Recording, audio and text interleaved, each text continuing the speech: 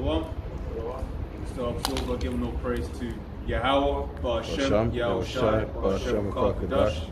Right, double honors to the apostles of a great millstone, and honors to you brothers in the work of Mount Sinai truth and in sincerity. Right, where the Hebrew Israelites come out week in, week out to prophesy the downfall of this wicked kingdom, man. When this kingdom is truly wicked, right? I've got a 2 Moses 9 because we're speaking about earlier on, but how you'll be walking around maneuvering in this society and you'll be thinking that everything is going smooth, everything is going good, right? And you know, you think that everything is blessed, right? So in 2 Moses 9 and 1, he says, he answered me then and said, measure thou the time diligently in itself, but when thou seest part of the signs past which I told thee before, right? When you think about measuring, right? You know, when you're measuring length, you use a ruler. You're measuring weight, you use a scale, right? You're measuring anything, you have a medium to measure. So to measure time, what medium do we have? We have these prophecies, man, right? And when we're looking at what's happening with all of these prophecies, there's only one conclusion that we can draw, and that this man, and that is that this man is about to go down, man. Okay? It says, then shalt thou understand that it is the very same time wherein the highest will begin to visit the world which he made. Right? Therefore, when they shall be seen earthquakes and uproars of the people in the world, then shalt thou well understand that the Most High spake of those things from the days that were before thee, even from the beginning. Right?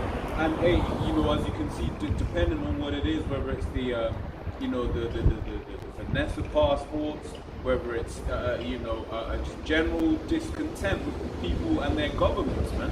You're seeing uproars of the people all over the world. You're seeing more and more natural disasters happening in the world. Okay, right. So we can tell that these things are getting ready to come to pass, man. Yep. Hey, you want to bring it? Goes on. Okay. I got a bit longer.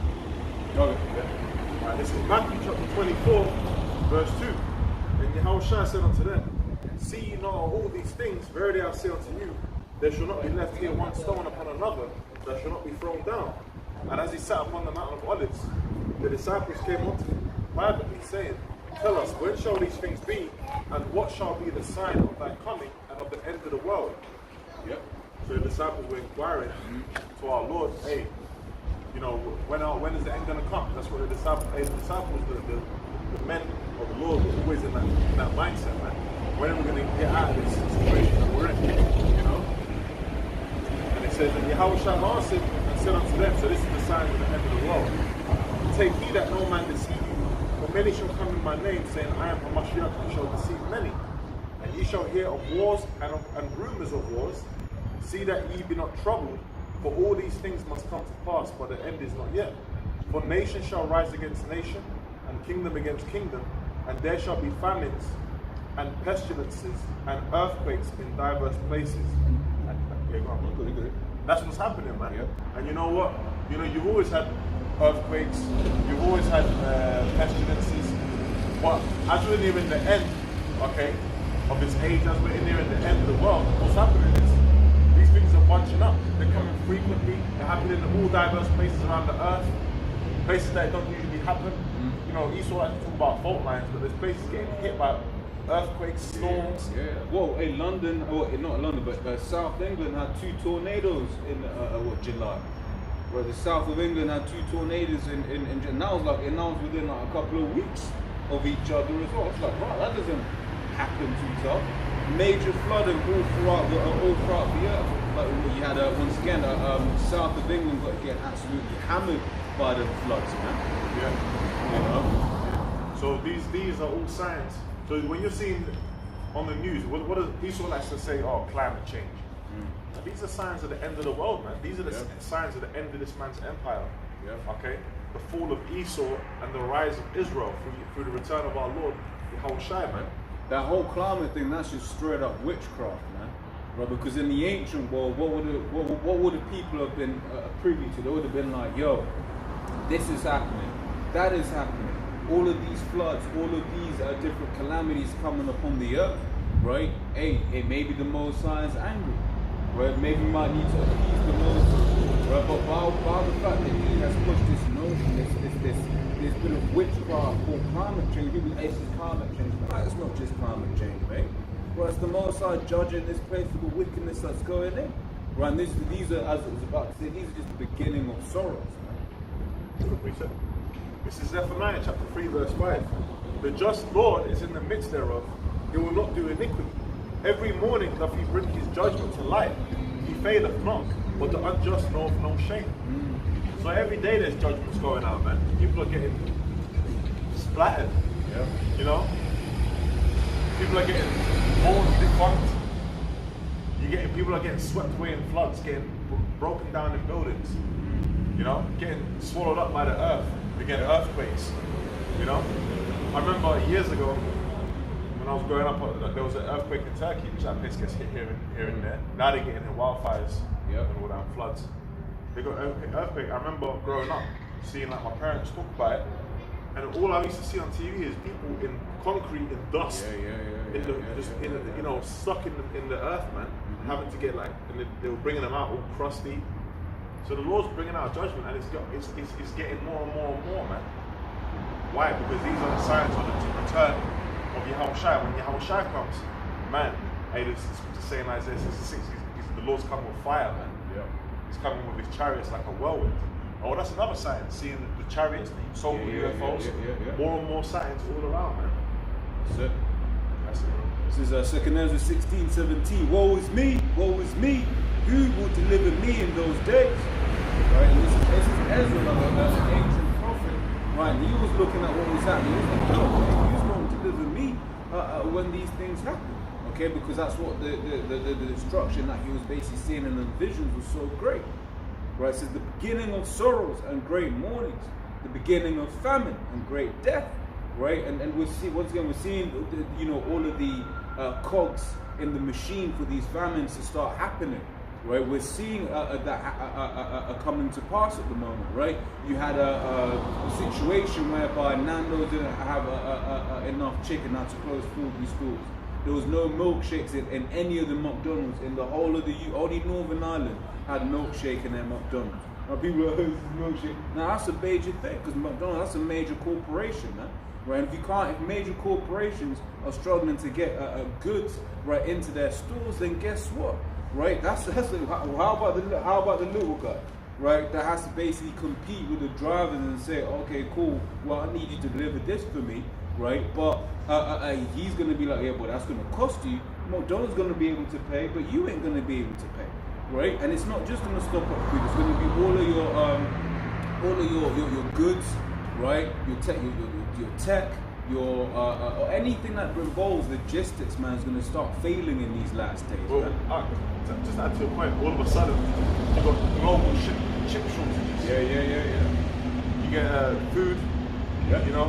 I was watching one documentary where they were talking about wool, and because the price of the wool dropped at one point, they were just burning the wool rather than selling it.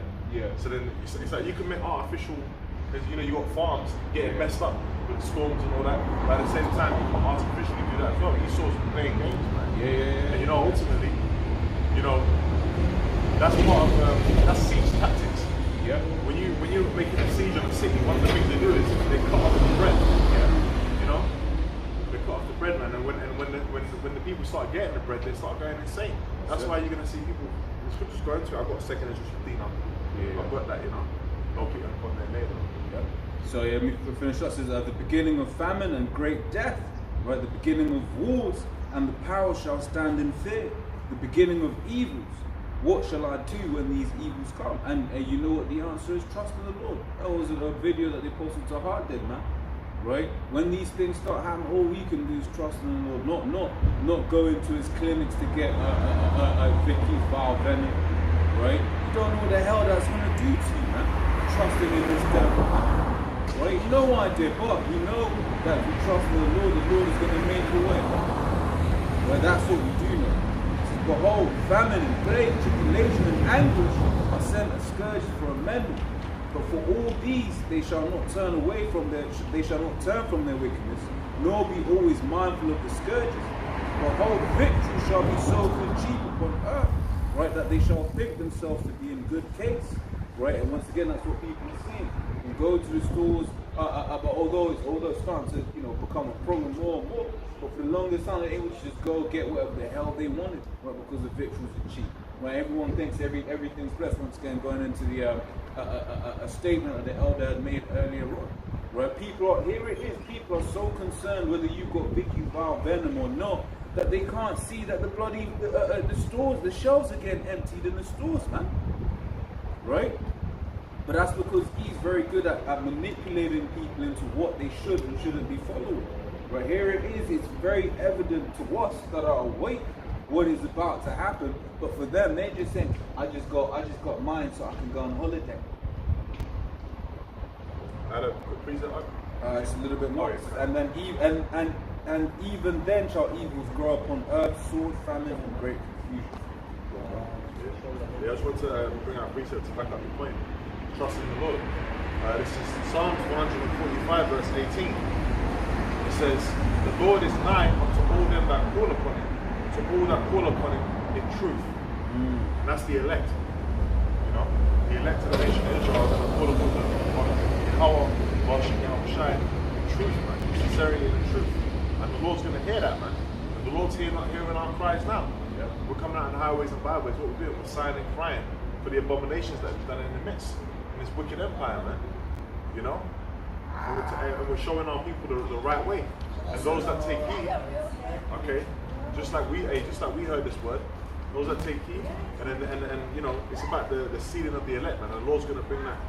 Hey, that's why you see all these destructions, man. Yeah. You know. Yeah. See all these destructions. Add something else, bro. This is 2nd Ezra chapter 15, verse 14. It says, "Woe to the world and them that dwell therein," which the word "woe" means destruction. So destruction's coming upon here, man. Well, yeah. And them that dwell therein. So destruction's coming here. We're not here preaching saying, look, man, you know, everything's gonna be alright. You know, there ain't no Jacob's trouble, like certain people are saying. Nah, we're telling you, look, man, get ready. Okay, prepare your mind, because it's about to get crazy out here, you know? So what? Repent and seek after the power of God, so you can be protected in these times, you know? There's more. This is Jeremiah 28:8. It says, the prophets that have been before me and before thee of old prophesied both against many countries and against great kingdoms, of war and of evil and of pestilence. Yeah. The Babylonian kingdom, the Medo-Persian kingdom.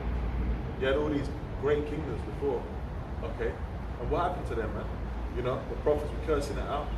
And eventually their time came to an end. They all had their time to go down. You know? And it ain't nothing different from America. This is Babylonian scriptures, man. You know? Ain't nothing. Esau's rulership right now, that's on its way out. You know? America's been falling. You know? That's why all these things are happening globally, all around. Well, Apostle Towers bring now, you know, they pull out of Afghanistan. And Afghanistan is the graveyard of empires. Yeah. You know, where empires go to die. And America's an empire, man. That's it. And it's we can see that it's we do CTD. It's been CTD. Right now it's sort of like, you know, a circle of the drain. Right. It's been circling the drain. Now you're having is the, you know, the what you call the next of kin. There with the doctor saying, okay, when your son is DNR, do not resuscitate. That's where America's at, man. It's at that point of no return, man. You can see it's on its way out. It's about to be taken out, man. Yeah. Like the king of Babylon, like Biden. That guy looks like he's about to drop dead. Yeah. Like the empire. Yeah, that's it. This is back in the 2nd Ezra 15, verse 15. For the sword and their destruction draweth nigh. So it's getting closer, that judgment. And one people shall stand up and fight against another, and swords in their hands. You know, I was watching clips over there in New Zealand, New South Wales, Australia. I think it's Australia. And you know, people were getting horses, police on horses. They were showing the shows of strength. You got over there in France, people were rioting on the streets, all around, man. Globally, upwards of the people. You know, read that. Yeah. Upwards of the people, man. That's what's going on right now globally. Why? Because the wicked are in rulership. You know? So this place is on its way out. Alright? And it says, for there shall be sedition among men, which I believe when you go into the word, sedition, I believe it's a violent uprising. But that might be, I might be mixing it with another word. So it's a sedition. It says conduct or speech inciting people to rebel against the authority of a state or monarch. Yeah, yeah. And like people are all people are cursing out Esau, man. Yeah. And the things he's doing. But at the same time, you know, you got a vast majority of people down with what he's pushing, man. And the proof of that is, for instance, in the UK, is the amount of people in the UK that have taken Vicky's venom, man. Right, I think in the UK it's like of adults, officially speaking, they say 90% of all adults in the UK have had at least one fight, or got beaten by that snake, or at least once, man. Right, and I think he said like over like 3/4 to like 80% of adults in the UK have had both of them. Right, so that just basically shows you just how down these Brits are with whatever his agenda is, man. And it says, and invading one another, they shall not regard their kings nor princes, and the course of their action shall stand in their power. Yeah. So hey, you know, it's gonna get wild out here, man. You know, over there in America, it's gonna get, people ain't gonna give a hell, because you're gonna keep putting people into you keep messing them up, you keep locking them down, pushing them. What do you think is gonna happen? Yeah.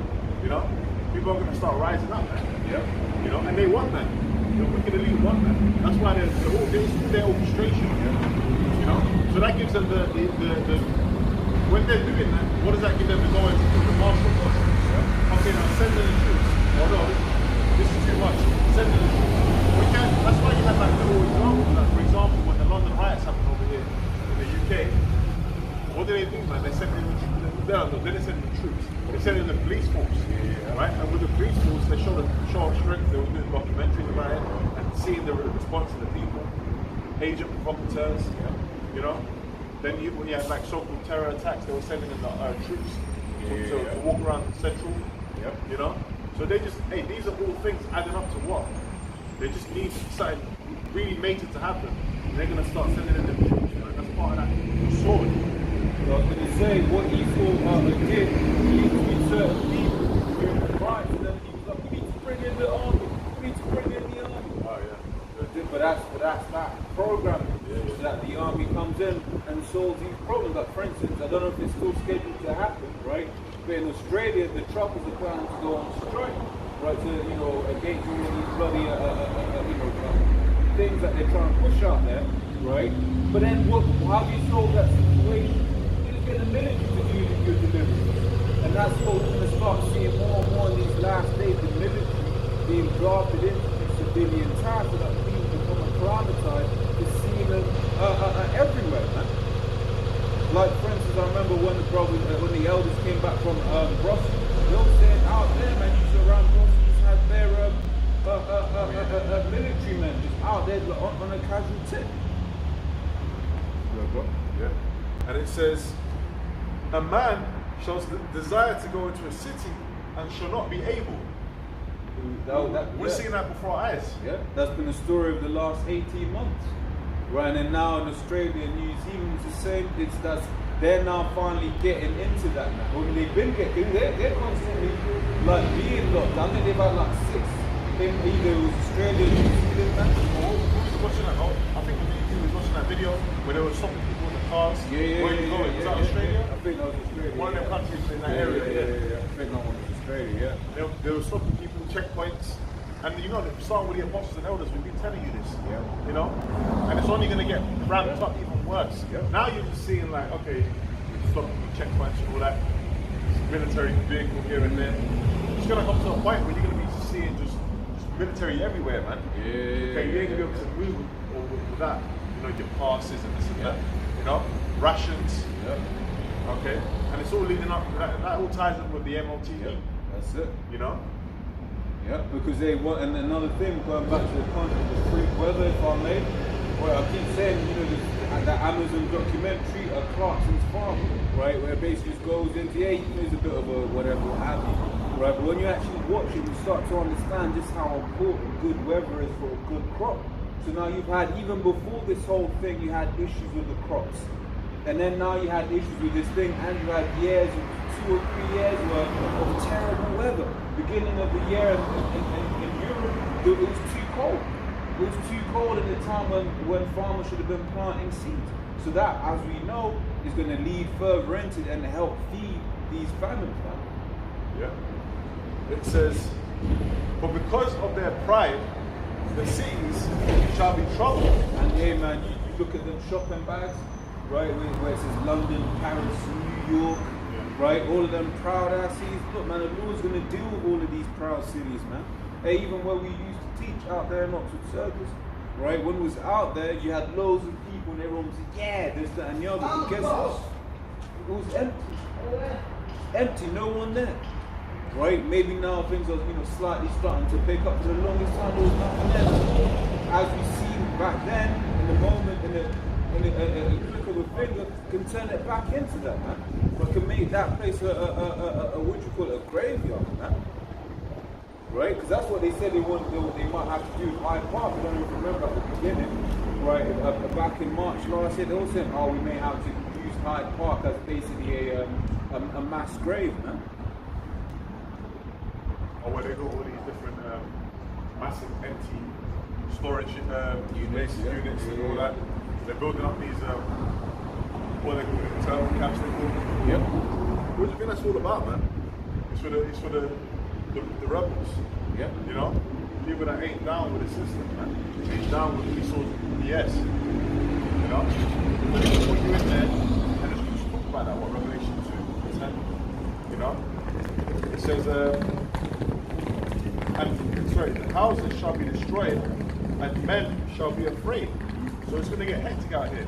You're going to be seeing troops, gun buckets getting shot left, right, and center. Okay, bombs going off and all that. Men shall be afraid. They ain't going to be men. Meant to be men. Yeah. You know? These people ain't ready for that, man. They're not ready. As soon as the devil open up the shops a little bit,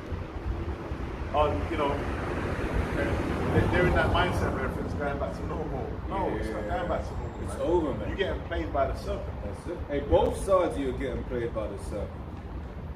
Right? Anyone outside this truth is getting played by the serpent, man. Because you get the guys up, they believe that going out and protesting outside parliaments, what the hell is that going to do? They're the ones imposing these things, man. You think going out there and protesting is going to change their mind? Nah, they'll just find a way to use that against you, man.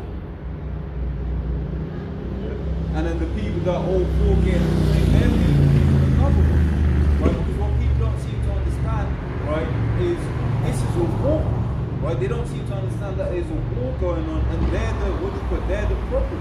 The elite see these people as useless eaters, man. That's why we're saying not to be taking Vicky's venom. Because if, hey, for the most part you're taking that shit, hey, more than likely you're a useless eater, man. Yeah, that's right. Sorry. No, sorry, bro. I was saying, you know what the elites already think about useless eaters, man. They want to get rid of them. Yeah. What that Georgia guy starts? Mm-hmm. What is to say he is as that? Yep. He's a sword of the Lord. So destruction is coming. He wants he wants to kill Jake, man. Yeah. He wants to just eradicate him and just rule the world. That's what he's trying to do. He's trying to get that blessing, man. That's right. It says, last verse. It says, a man shall have no pity upon his neighbor, but shall destroy their houses with the sword and spoil their goods because of the lack of bread and for great tribulation. That's right. You know, when you said they shall have no pity on his neighbor, and especially over there in the States, you're seeing that hatred between those that are pro-Vicky and those that are against Vicky, right? You're basically starting to see that. Also the guys that are pro-Vicky, they're starting to look at the guys that are against Vicky as a problem. They're starting to look at those like, look, man, we need to get rid of these people, man. Right? I was recounting a story yesterday to the argument about how basically one woman, she was in the ICU with the thing. She came back home, found out that her husband had died of the thing, and everyone in the comments was saying, I feel sorry for the dogs because the dogs almost starved. right? That is dehumanizing. And once again, look what happened the last time you had people being dehumanized in the States, man. You had them Edomites and devils lynching Jakes on the streets because what they said? They said we're 3/5 of the human, man. Right? So once you start doing that, you can already see how easy it is then for people to start justifying any wicked acts that they're doing to their neighbor. Yeah. What's that? Yeah. This is Luke chapter 12, verse 51. It says, "Suppose ye that I come to give peace on earth, I tell you nay, but rather division. That's right. For from henceforth there shall be 5 in one house divided, 3 against 2, 2 against 3. The father shall be divided against the son, and the son against the father, the mother against the daughter, and the daughter against the mother-in-law against her daughter-in-law, and the daughter-in-law against her mother-in-law." Yeah, because the Most High's always been about division. You go back to Genesis, Deuteronomy 32 and 8. What did the Lord do? He said, look, I want to divide the nations their inheritance. The Lord wasn't about the nations coming together. Genesis 11 again, right? The Lord wasn't about no Tower of Babel, no one world order back then, right? Nor is he all for one world order now, right? And I was going to say, well, if I may, the Lord's making it known. As these prophecies are coming to pass, the Lord's making it known who He's chosen are, bit by bit. Yep. Why? Because these people in the world, you know, they ain't got no defense. So the Jakes out there they're just going along with the fashion of the world. Sheep to the slaughter, man. You know? That's why the Lord's dealing with these elect, man. Yeah. Alright? Those that are, you know, the knowledge and wisdom that's gonna be the stability of our times. Yeah. And you're seeing that, you're seeing the division. I've got a piece of what you just said, bro. This is Ezekiel 33 and 33. It says, "And when this cometh to pass, lo, it will come, then shall they know that a prophet has been among them." Right, and I brought that one out of the same because one of the other ways that people are starting to see who the Lord's real men are, the Lord's chosen, is because they're starting to see what the apostles have been saying coming to pass. For instance, the apostles were the ones that came out ages ago saying, look, man, you're going to be having to have several of these of Vicky's women, man. Right, they said that way back when. And then lo and behold, guess what? Everyone is now having to get Vicky's venom all over again. Right? That there was a prophecy and that came to pass. Right? The apostles speak for ages about going into martial law and not being able to move around. Right? But you know what these fools will say? These fools will be like, oh yeah, but we had to lock down because it was but did that not come to pass though? Right? And then now you're having what you call the final things, which is these what you call it, the MOB, man, the MOTB.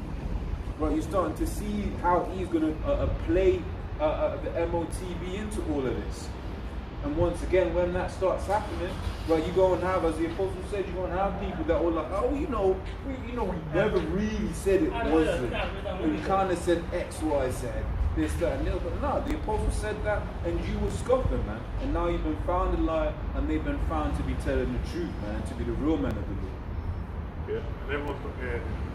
You know, the elect, they're not going to bow, man, to the image. Whereas you've got people like here, they might say, okay, we're not going to take the Vicky venom, or I'm against that or whatever, right?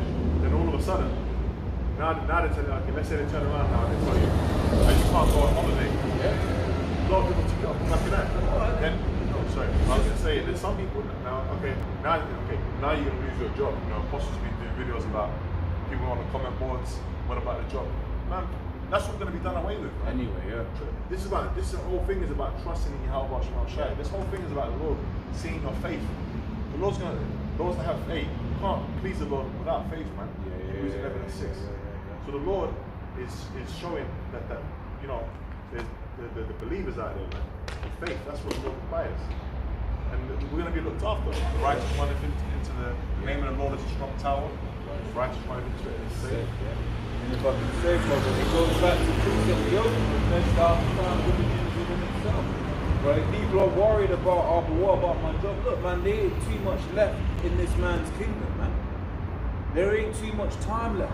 So what if we end up being jobless for a month, couple of months, maybe a year or two? So what? It's not like we're going to be, jobless and destitute for the next 10, 20 years. No, the Lord is about to close this shit down, man. Imagine, you take Vicky's Venom for the job, and then all the jobs in the world collapse the next day. How much of a fool you gonna feel then?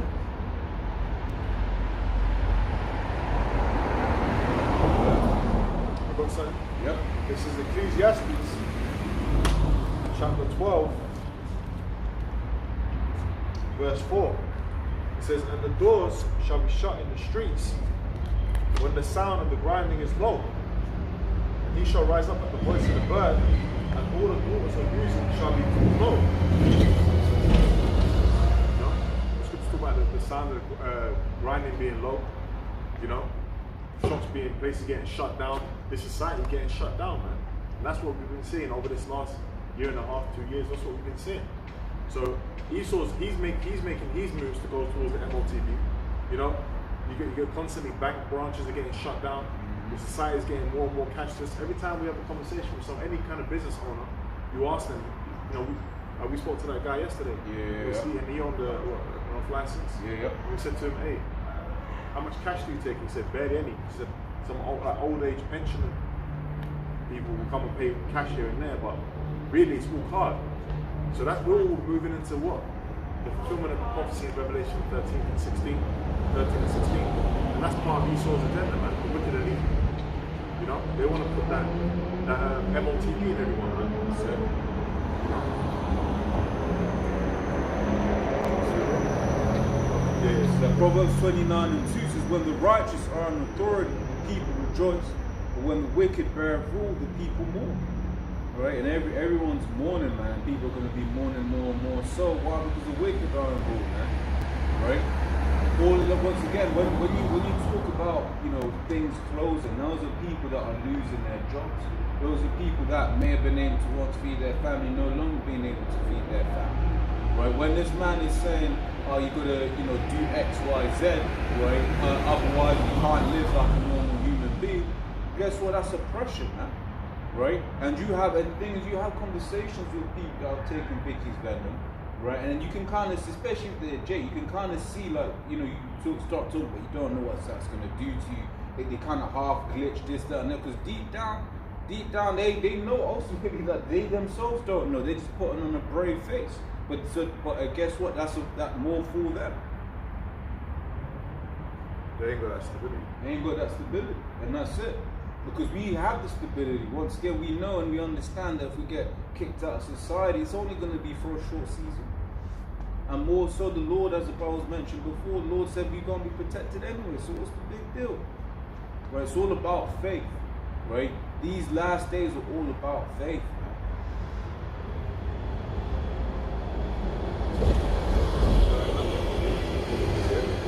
This is 2 Ezra, chapter 16. Verse 17, it says, "For there shall be in every place and in the next cities a great insurrection upon those that fear the Lord." Because if I can say, those that fear the Lord ain't gonna bow. As you had actually touched on earlier on.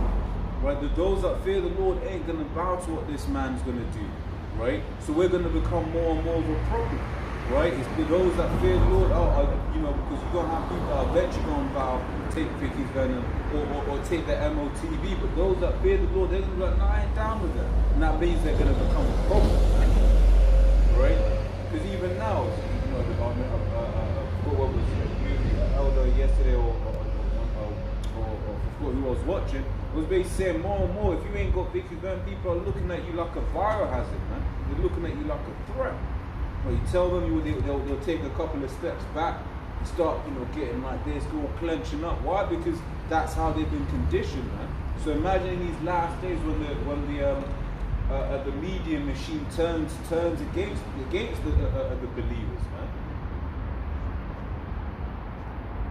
Still will, you know, like you said, they actually will, and they're gonna turn against Jake, the brothers in the truth.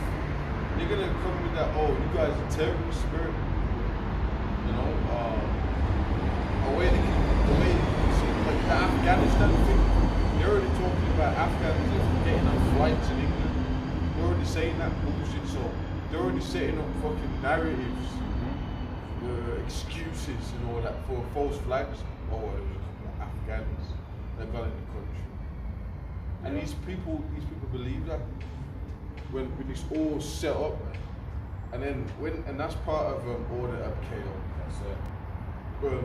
Destabilization of society, and then false flags and using that as an excuse to bring in more legislation, more draconian measures. What they're going to do? They're going to say, oh, they're going to link it to Jake's and stuff like that. Oh, that that building or that whatever happened, tunnel. False flags. And England's been having a whole bunch of false flags up on that London Bridge and here and there. Look how much false flags they had up there, man. A couple of them were Jake's. Yeah, that was a Jake. You had the one. That was a Jake as well. We called it the long roof. This is Psalm 64, verse 2. It says, hide me from the secret counsel of the wicked, for the insurrection of the work of iniquity. And whip their tongue like a sword, and bend their bows to shoot their arrows, even bitter words, that they may shoot in secret at the perfect. Suddenly do they shoot at him, and fear not. They encourage themselves in an evil manner, they communicate in snares privily, they say, who shall see them? They encourage themselves.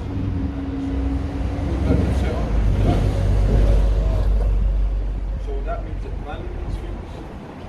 But when we say that they're planning it, you got to mean that they encourage themselves in these things. It's not good at saying it because it sounds good.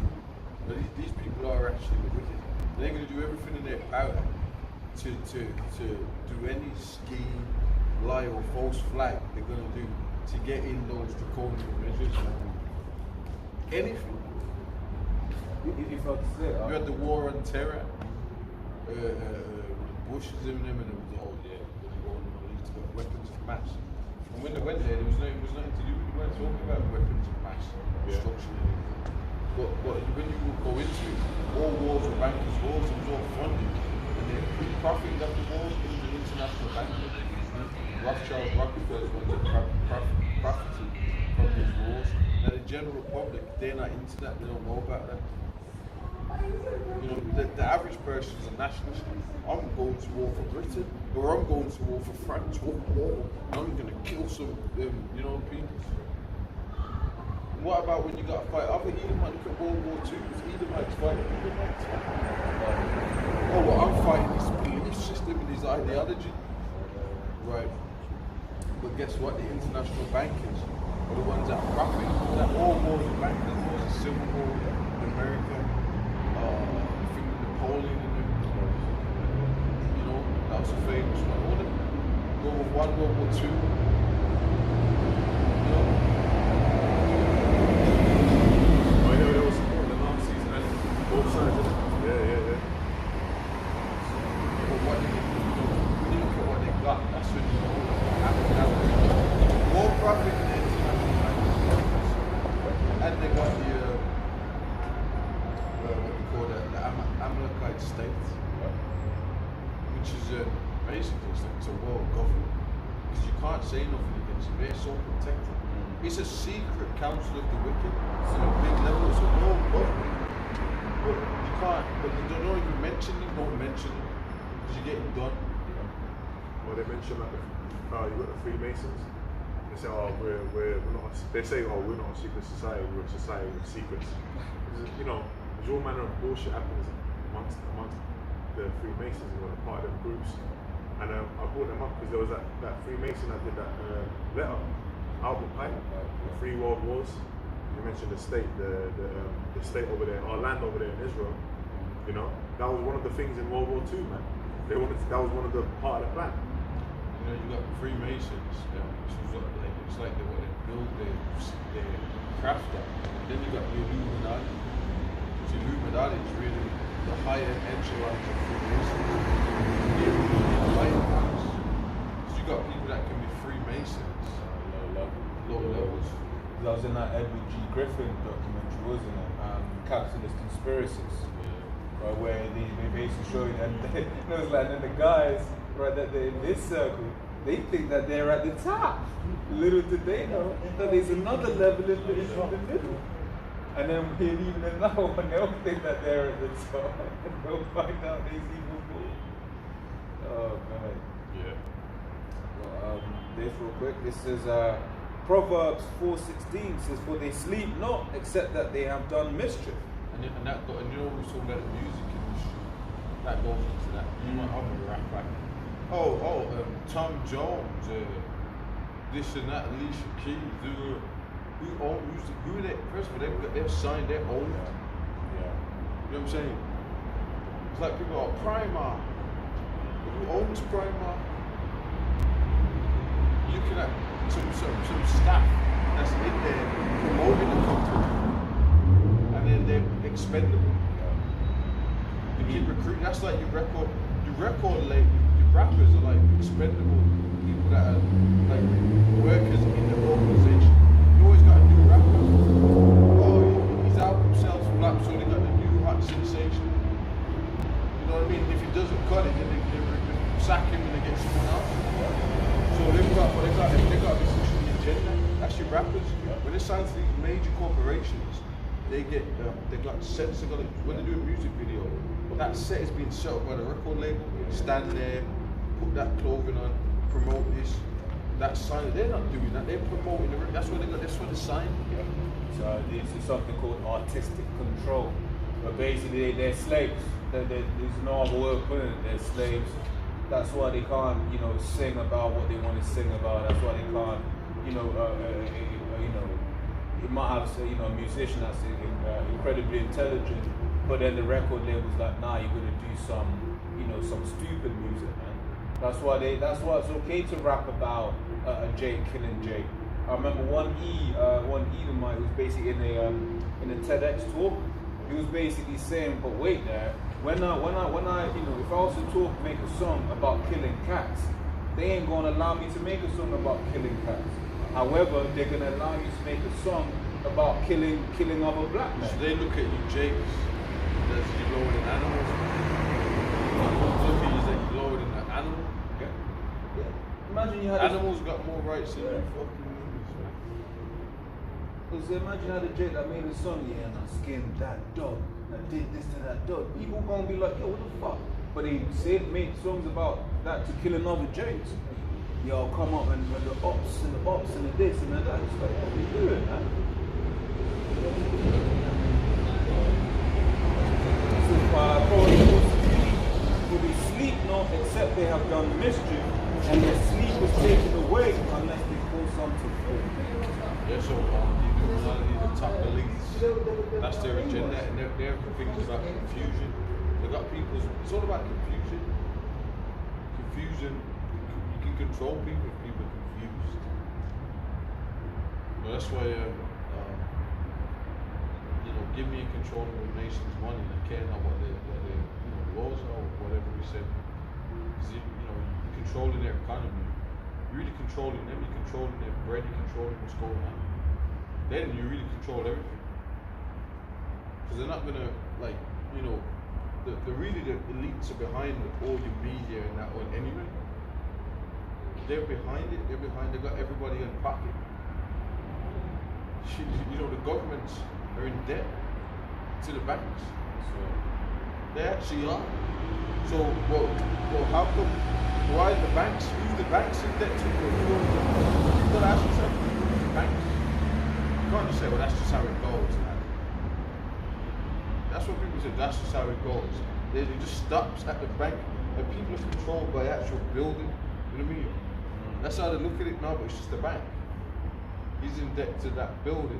Come on, man, there's people that control these organizations. And when you go into scriptures, just to prove that, you had with the Levites, you had the year of release. There's laws about this stuff distributed by the lawyers, the Levites. There was the year of release. You had a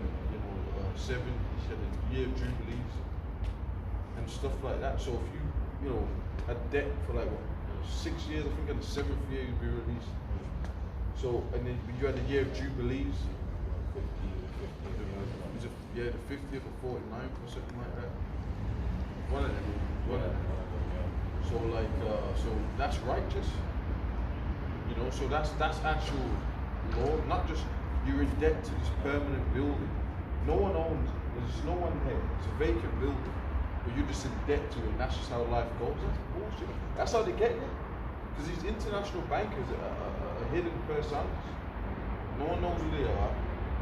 You ask someone who's the president or prime minister, oh yeah, Trump, Boris, well, what about the bankers? It's like they act like it's a bank.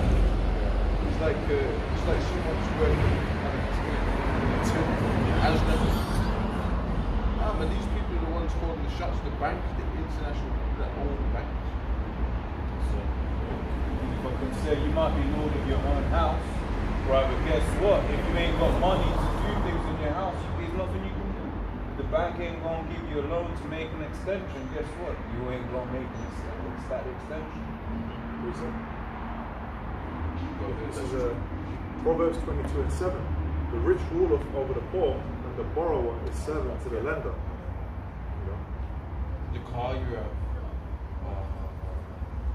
you're renting it, or you're in finance. Well, I own mine. All right. Well, guess what? It's a second hand car. You're gonna have to buy another one. But you are paying tax, aren't you? Exactly. You don't own I mean, we gotta play with it, man. Cause You don't pay tax, you can't drive it on the road. So is it your car? Don't get MOT thing. Yeah. Yeah, but you have to pay tax. Yeah, that's that where it gets to it. That's what it is. That's the level. It's just, fine, okay, listen, you have to pay it. But when you go into the Bible, you're not supposed to pay anybody usually. Pay people or make people pay extra interest rates and stuff. If someone owns something, they work for that, they own it, that's good. So it makes someone, name someone that got a chariot or a horse or something, donkey or boat, and you keep taxing on it, you got to pay 20 to 30 years, you got to pay that. So every time you use that, you can't use that unless you're paying me. This is a complete debt-based monopoly system, man. So, got any more on that? Bring that up. Alright. Well, again, so Isaiah 10:1, woe unto them that decree unrighteous decrees, and that write grievousness which they have prescribed. Stop with that. The scriptures unrighteous decrees. It's like, if you go into the Bible, you find that the society is completely contrary to the scriptures. Right. That's what the Lord said is not of the world. This world, everything, the law, the moral ethics, everything is against the money system, is against the Bible. So we can just go off that alone. You got these church pastors and all that, they're not owning things. Because they're of the world. You know? If someone's got a car, these pastors got this fat car, so you've got a car, you're supposed to pay road tax. That's robbery. They call it daylight robbery. You can't get in that car unless you're paying me a tax every day, man. You can't drive your own car.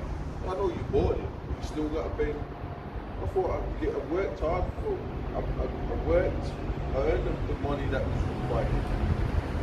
Fucking 30 grand. Is that not enough? Nah. You pay me to drive that to your den. So basically, you're slaves. The land you got to pay to walk, to drive on the land. You got to pay to walk on, well, really to travel on the land. To move around in the land, you got to pay for that. So that means you don't own the land. You're a slave. You're a slave, you know. It's a matrix. How come you can't see that? Well, that's just what people do. That's the Bible. Yeah, all that, but actually that's like crabs in the barrel. Agenda 21, 2030. People are using too much resources, and if people don't, people have to do this. If they don't, everybody's just going to burn every resource out. That's garbage, man. The earth actually rejuvenates itself. If you plant seeds in the earth, it brings forth more. If you eat an apple, the seeds that are in the apple, throw them in the earth, it's going to bring forth more. It ain't never nothing stops. Problem is you, Esau. Yeah. really, Britain, even though Britain's a bottomless pit, so it's not like a completely rich GDP country like Brazil, and, you know, the exotic fruits and but you know, you still can grow things. You still can grow. People got allotments. There's farms in Britain. Like, people got animals. You actually can grow things. Obviously not like on that kind of level, but you can grow stuff. So there should be farms, but there are farms in Britain. But guess what? Who owns those things? The elites. Not for the people. And once again, if you might be like, oh, but so and so has his own farm, so but yeah, he's bound by the government to do as the government says. So who really owns that farm? How many motherfuckers people know have a farm? That's it. That's really trash talk. Yeah. You know what I'm saying? Like, it's true. A lot of these people are trash talkers, man. They're Walker's crispy and fucking monster munchers, and they're acting like they know someone personally who's got a farm, and they hook up with a dude. Yeah, a lot of these people are liars. They ain't never been alive. They've never been on a farm in their life. To know where that shit runs, know who's in pocket with who. You know what I mean? So it's true, man. So, yeah. So to turn aside the needy from judgment. to turn aside the needy from judgment. You know, the kingdom's actually going to be governed by the laws of Yahweh Shemel Shai. And the elect are going to be kings and priests, so we're all going to be Levites, because we're all going to be priests.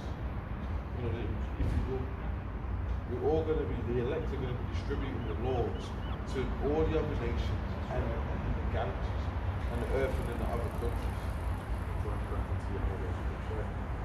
Yeah, German to me, lawyer. When you go to the go to a court system, you got what, a lawyer. So people say, oh, if I need to get defended, you get a lawyer. You got a judge, but then you got a lawyer. Right? So it's like the judge is almost like the king, and the lawyers are like. But that's how it's kind of like. That's how it kind of is. How it is, because he's the one that puts down the final say, like the king. So not the king, but you got your lawyers around. That's kind of what it seems like in this court system. I'm not, I'm just kind of speaking to fool. I'm not saying that's how it is. But I'm just thinking of it now. It's like, because your lawyers are really your lawgivers, isn't it? But you got your lawyers, they're the ones who just defend you.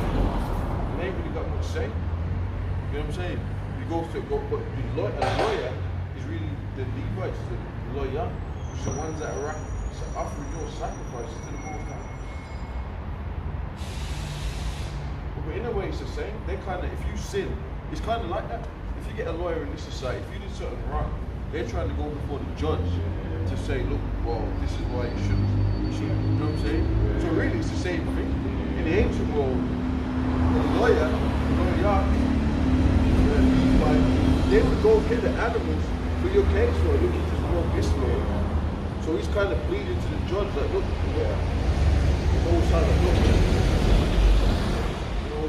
like spare him, like here's this animal, this sheep, did that. So that it's really the same thing. Because in the ancient world, you could only sin against the Most High, whereas now you effectively, yes, not sin in the classical way of it scripturally, but you're basically sinning against Esau. Yeah. So then now you need, like you're saying, someone to like intercept it, by the judge, this, that, the other. This is why you should let it out, whatever, what have you.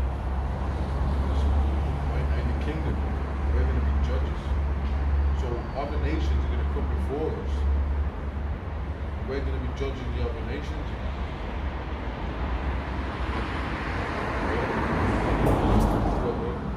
So Isaiah 2, it says, the word that Isaiah the son of Amos saw concerning Judah and Jerusalem. And it shall come to pass in the last days that the mountain of Yahweh's house shall be established in the top of the mountains, and shall be exalted above all the hills, and all nations shall flow unto it. And many people shall go and say, come ye, and let us go up to the mountain of Yahweh, to the house of the Most High of Jacob. Right? It says, and he will teach us of his ways, and we will walk in his paths. For out of Zion shall go forth the Lord. And that's kind of happening now. The Lord re-establishing the house of David. And then when the Lord really sets us up, that's going to be going on as a kingdom. So the Lord's building that up. you know, the house of David is being established right now to when we really get raised up in the kingdom. That's why we do these shows. That's why we go into the scriptures, and we're condemning everybody, for everybody to see we're the priests, we're the prophets, but really we're prophets right now. And we're cursing everybody out.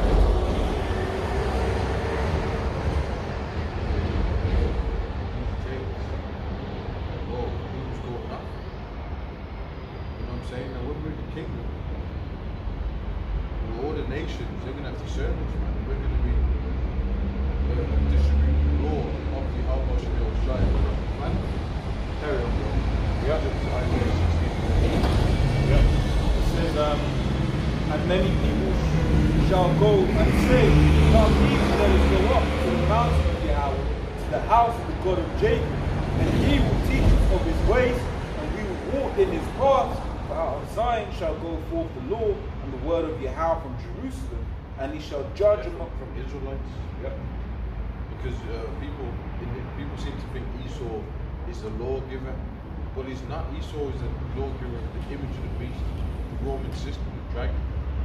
Because Edomites have got, like when you go to his court system, when you go into his public buildings, he's got Roman Greco statues all over the place. Like they've got a god justice, which is a female goddess. You can't remember what her name is. So he doesn't go after. He doesn't actually base it off the Most High. He bases it off the female goddesses from the Greco-Roman system. So you go in the court system and there's a Greek Roman statue. Oh, like the lady living with the torch. That's a pagan philosophy.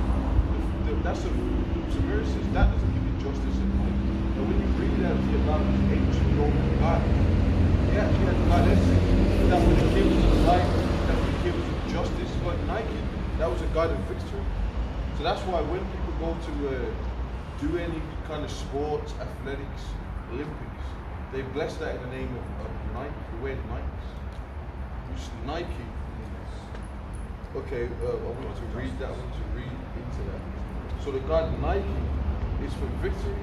So what we know for victory, we don't believe in Nike. Let's get Nike and let's get, look up the goddess of God Nike. We go by the God. We want victory. Just go and give my victory. The Lord overthrew nations. You know what? Before you go there, get what is it? 10 of you shall make 1,000 to flight. You get that? We're going to show you the scriptures where really we should do a series. The Heavenly Father versus the gods of the nations. Which obviously they ain't standing, so there's no point doing it. There was Rick James said, yeah, you know, I used to score brothers. I used to be in the division. You know, he said Native Americans and black. I could tell you what Native American was. I could tell you who the so-called black man was. He said, well, you know, we used to talk brothers couldn't stand.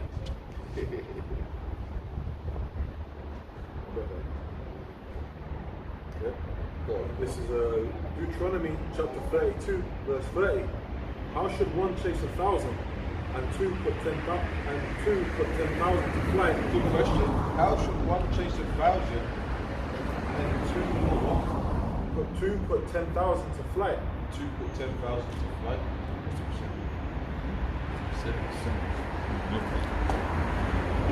81.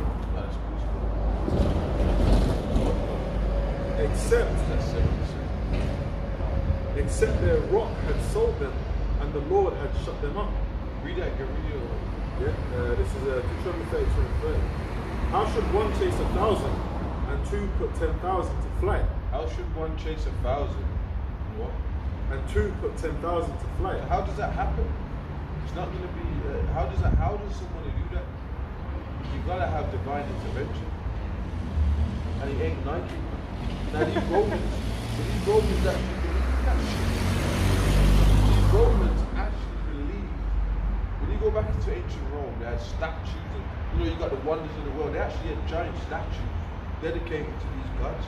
Now what they've done in this society is merge the pagan philosophies, try to merge it into Christianity, which Christian then was pagan, because that's what niggas did under the Roman Catholic Church. You got a lot of ancient pagan gods that are incorporated into Christianity. Oh, yeah.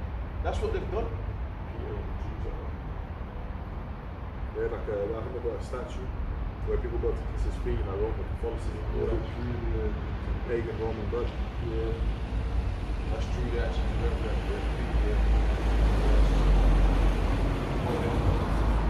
Yeah, it says, for their rock is not as our rock, even our enemies themselves being judges. So their rock is not as our rock. So their gods ain't gonna be able to let them do that. It's like in this society, when they have the Olympics, we've got the 12 Olympic gods, and to get so fast, they've got to take steroids. All athletes always get caught by doping. This is a disgusting thing. Your boxers, your fucking sprinters, your swimmers are doping on steroids. Yeah. But they will only ever get on the Russian ones. I remember when I was at Maria Sharapova got done for tennis doping.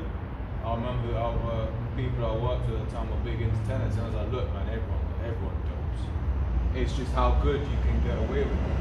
And sometimes you throw people under the bus. That cyclist, that British cyclist, I don't know what he did behind the scene. But he got made an example of. They were talking about it for years. He was rinsing. But maybe he did something. I said, no, we're gonna fucking, we'll show you now. You know what I mean? He was just winning everything, he was putting on. But they all, it's all doping, it's a doping drug industry. So, steroids, Olympics, cheaters, it's all coming out, it's always coming out. Go on. Go ahead. Yeah. No, I don't know. Read the last part, bro. Oh yeah. It says, for their rock is not as our rock, even our enemies themselves being judges. Now there's a couple other scriptures that goes into about 10 of you shall put 1,000 to flight. Right, that's what it says. So Psalms 96 verse 4 and 5 says, for Yahweh is great and greatly to be praised. He is to be feared above all gods. For all the gods of the nations are idols, but Yahweh made the heavens. The Lord's got control over our life and death. And that's the bottom line. We don't fear man. We fear the Lord really, because people are going to do anything to us. The Lord that allowed them to do this, right? So we fear the Lord. And that's why the Lord, if you fear him, you will get protected from all these dark spirits out there. The people, the other nations, like said that their gods are idols. Jupiter, Mars, and there was one documentary. It was a family of elites, so it was like Rothschilds. What the hell was it? We're in the Montefiores. It was a certain family, and they were in the fucking. It could have been the gays, and they were in Europe, and then. It was a limited edition series. You know, they showed it once on like it was on like Channel 4 TV on the app thing, and it was limited. Only showed for a week. And it was a documentary about like Gettys. It was shown inside their mansions. The mansion looked like a fucking museum. Because they're Getty images, aren't they? So whenever you see a news article pictures, more time you can see copyright Getty images. Massive house. I don't know, like that interview with the Chinese. Jacob Rothschild. She was walking through his rooms. I think one of the manors. And then there was a room for breakfast, a room for lunch, and a room for dinner. You know? And it was all like different designs and different, so yeah, they show that, man. Well, we're talking about these gods, bro. We're talking about, I'm saying that in the Getty's mansion was the Roman, Roman and Greek statues. Think about the breakfast and all. You know what I'm saying? Yeah, so that's we're talking about the idols that they had in there. You had like actual like Venus, Jupiter, and these are like fucking ancient world statues, but he had them in his house. Authentic copies. He had the Bible in there, and he had a mural on the ceiling of the constellations in the heavens. So they're into things. It proves that they actually, their power does go back to the Roman Empire, the dragon, because the elites have got Roman statues around them. even the Rothschilds, man. Maybe if they do a video, there's brothers, well, not brothers, but there was looking up some stuff. Every Rothschild was next to like Jupiter and all that. Why was that next to that? They trust him. Why? That's when Rob's house may have like spirits in it, but what's the advice once you make sure go through your house, make sure you haven't got any dodgy idols in your house that could be bringing them spirits. And they said, so with the fact that they're surrounding themselves by all of these idols and this, that, and the other, proves the point that he's made about how they're getting that power from people that are broken.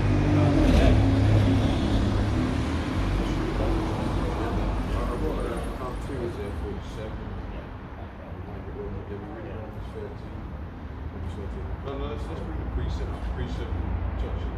Right, this is, so I've got a couple of find. This is Leviticus chapter 26, verse 7. And you shall chase your enemies, and they shall fall before you by the sword, and 5 of you shall chase 100, and 100 of you shall put 10,000 to flight, and your enemies shall fall before you by the sword. And another one in Joshua 23, verse 10. 1 man of you shall chase 1,000, for the Lord in power, he is that fighter for you, as he had promised you. So the scripture says the Lord is the one that will fight us as well. So, that's the bottom line. It's like, even when Esau goes to space, like the Apollo mission, the Apollo, Mars, going to the spirit.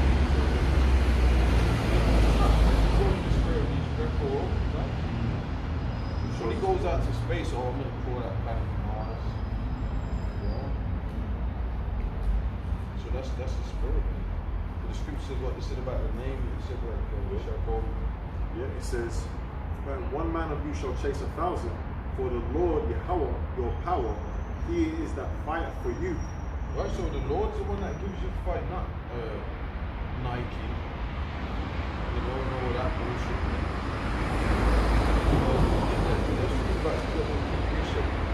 This is Psalms 18 and 31. Who is God save Yahweh?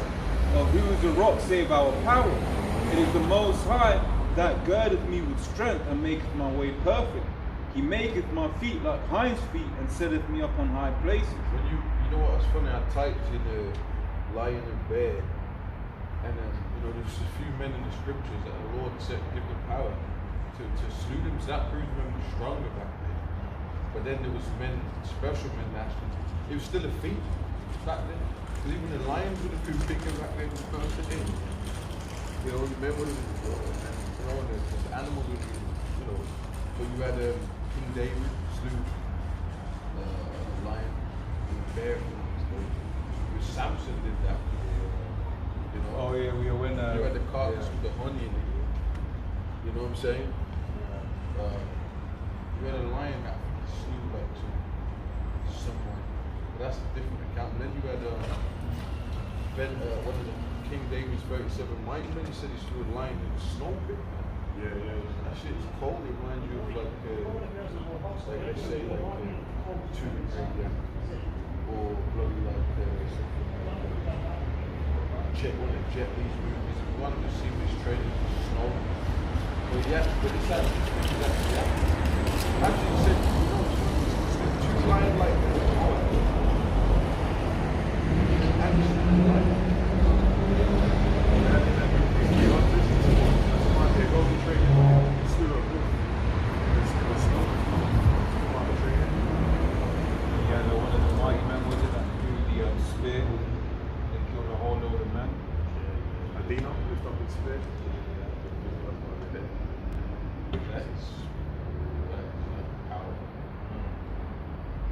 says, he teacheth my hands, Psalms 18:34, and he teacheth my hands to war, so that a bow of steel is broken by mine arms.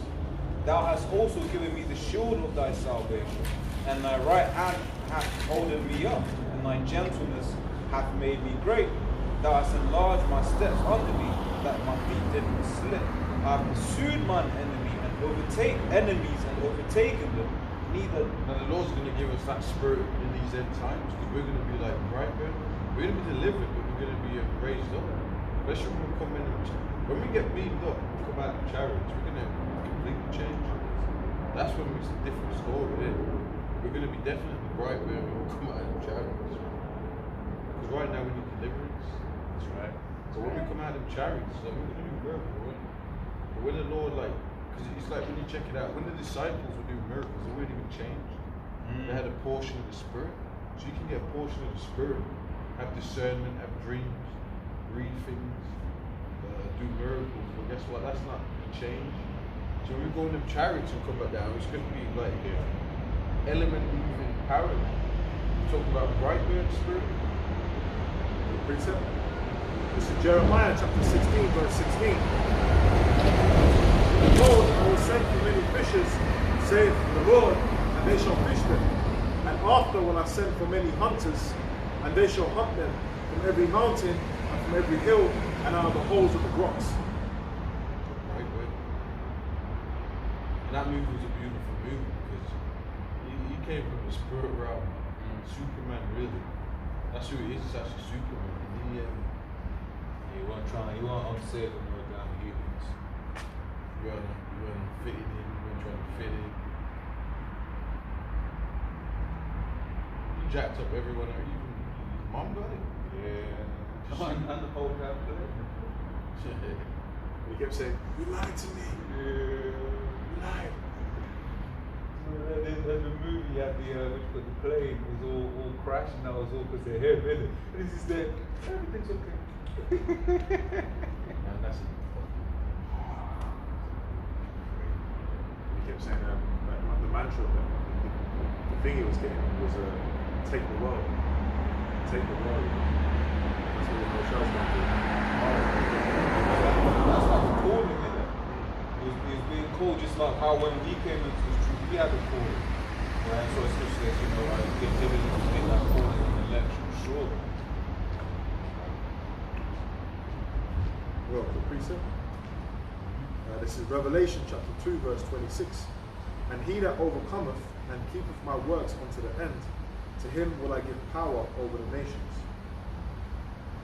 Let's read that, Mike. Yeah. This is Nike in the Wikipedia. It says, in ancient Greek civilization, Nike, victory, was a goddess who personified victory. Her Roman equivalent was Victoria. Let's read some information about it.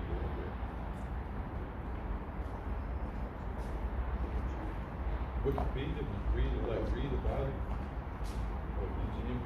Yeah. Just read about it. Right, so it says, Nike is the daughter of Titan Pallas and goddess Styx, and the sister of Kratos.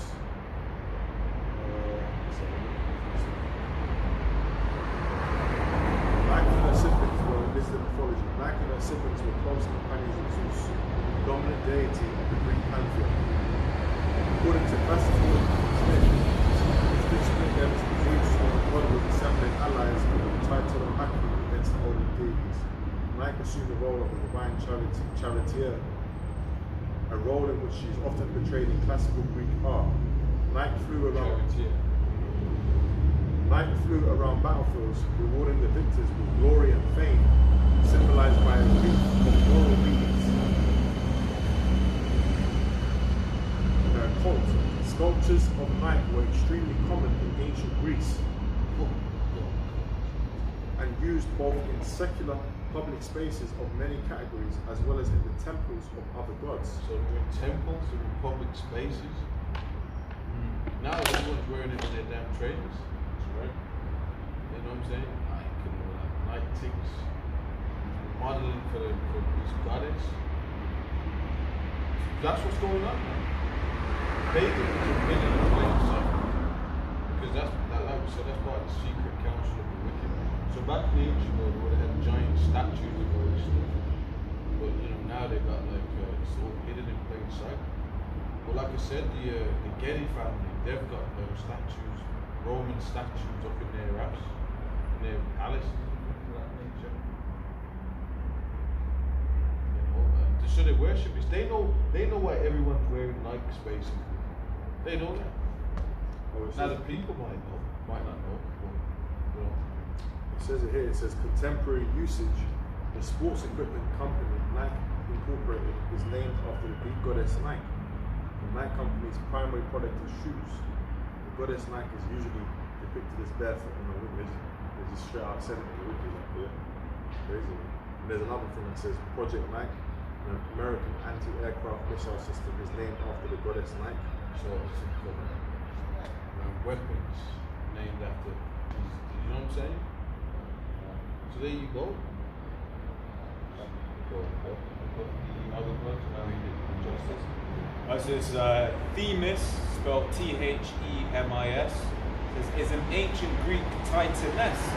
She is described as the Lady of Good Counsel and is the personification of divine order, fairness, law, natural, custom. Symbols are the scales of justice, tools used to remain balanced and pragmatic. Themis means divine law rather than human ordinance, literally that which is put in place, from the Greek verb tithemi, meaning to put. We'll jump down to mythology. It says Themis built the oracle at Delphi and was herself oracular. It says, according to another legend, Themis received the oracle at Delphi from Gaia and later gave it to Apollo. Some examples of Themis in Ovid's metamorphosis in the story of Trial. Themis warns the gods of an oncoming civil war in Thebes and the misfortunes to come with it. In another tale, she also warns Zeus not to marry Thetis because their son will be more powerful than Zeus himself. Yep. Alright, let's carry on. This is Psalm chapter 96, verse 4. For the Lord Yahweh, Yahweh is great and greatly to be praised. He is to be feared above all gods. For all the gods of the nations are idols, but the Lord Yahweh made the heavens. I think he read that. But yeah, let's get that. Yeah. Exodus 20. But yeah, so the Heavenly Father, actually the name of the Heavenly Father is dreadful among the heathen. It's a name to be feared. And that's why not everybody knows the name. If everybody did know the name, basically people mock it. You know what I mean? People be like mocking it. People are like that for spirits out. When the name of the Lord is declared, the Lord told Moses, if you can tell the children of Israel how he exists, but before that, people were even scared of the open power. Now, people are not even spiritual nowadays. So let's say a hurricane happens. Well, that was science. What was science? It's knowledge. Knowledge of what? What is roots of the fear of the Lord. It's the beginning of wisdom. Positions of science falsely so called in reference to these sciences. Basically. You know what I'm saying? Because it's like, oh, well, no, that was science. There was no ultimate power connected to that. It was just a chemical reaction, or you know what I mean? That it was tell you why things are happening, but then it won't tell you why that's happening. That's happening because that was set up to happen by a force behind it.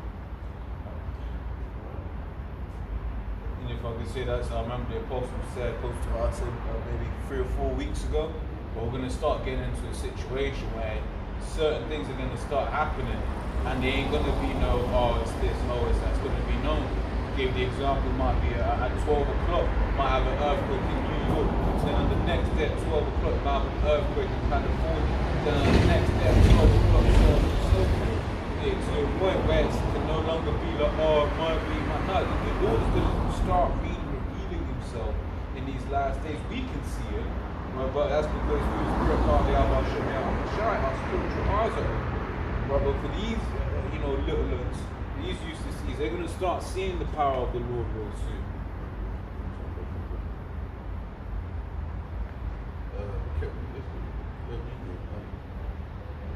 But yeah, but I wanted to talk about that point right there. That you say because it's like a cat, right? You like a cat that's got its behavior back as well. The cat did that. But why does a cat do that in the first place? Why does it lick? Why does it lick the paws? Why does it scratch? You know, why does it hunt? Because it was created by the Lord to do that. So it's like you said, when these earthquakes and things start popping up in our place, well, that area is not used every day. Because the Lord, he creates, he does what he wants. That's what he does. That's what his signs of Satan. His life is made to understand. Everything's happening for a reason. Everything's orchestrated by the Most High. The fact that they're studying these things, yes, they've been programmed. Like every nation's got its mannerisms. The Lord was the one that created you to have your own mannerism. How about that? You wouldn't even be doing what you're doing for the Most High. I mean, that's all people's heads, but that's the truth. Like Elam do that, you know, the heathens, they have their shaking head kind of thing. Yeah. They all got their like ways about it. Mom. Yeah. Elam actually just does this. That's it. A quick one. This is Proverbs 20:24. Man's goings are of the Lord. How can a man then understand his own way? Yeah, so we're robots of the Lord, basically. Esau wants you to be a robot of him. You know, but you can't do it. Because everything Esau's Edomites do. You know, for Esau to think he can take on the Heavenly Father, the chariots, is so pathetic. You know? It's ridiculous. Put it in say in Exodus, you're no closer than the Babylonians in that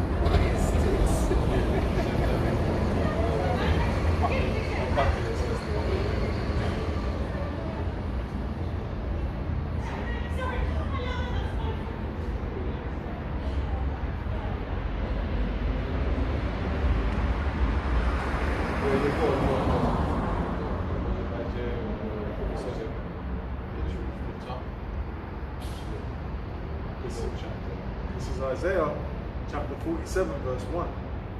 It says, "Come down and sit in the dust, O virgin daughter of Babylon. Sit on the ground, there is no throne, O daughter of the Chaldeans, for thou shalt no more be called tender and delicate." That's that Babylonian kingdom of earth. You know, it's not going to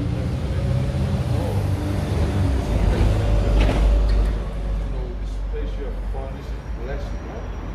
Because that's what, you see, Esau controls people through those kind of things, fun, pleasures, you know, all of that. Folly. That's a big way to control people. Folly, making people laugh all the time, so they're not thinking about serious things. Giving them fast food and folly. You know what I mean? Basically bread and circuses. Yeah. People could say Boris actually said that last year in regards to the football. It was just like, yeah, you know, people need the distractions. And then would you call it in Romanian to say have fun? You say I distract you. Fun literally meaning distracted meaning distraction. Basically, go and get distracted. Basically, I distract you. So it's funny. So what are they being distracted from? They're being distracted from oppression. It's got, because then people will revolt, man. Yeah. You gotta be, if you're being distracted, you gotta have something to be distracted from. Broke, being oppressed, stacked on top of each other like sergeants, everybody's black. You can just about pay your car bills. You're distracted from the life, real life. Because if I would say the scripture says oppression makes the wise man. Right, but oppression because they're such that love that they're just going on with it. It's like they just feel happy. It's just normal. It's just normal. I remember one of my line managers was basically being proud because his flat is over 350k. I was looking at him like, bro, is that to be proud of? That is base. And you know, it's true. These people are so base. It doesn't matter what's going for. Oh, that's a nice hot dog. Yeah. It's just as long as the hot dog tastes good, then it doesn't matter what the circumstances are. I was looking at this motherfucker like, bro, flat. Like, bro, you got paid. Yeah, man. But you see, they're not sovereigns. Yeah.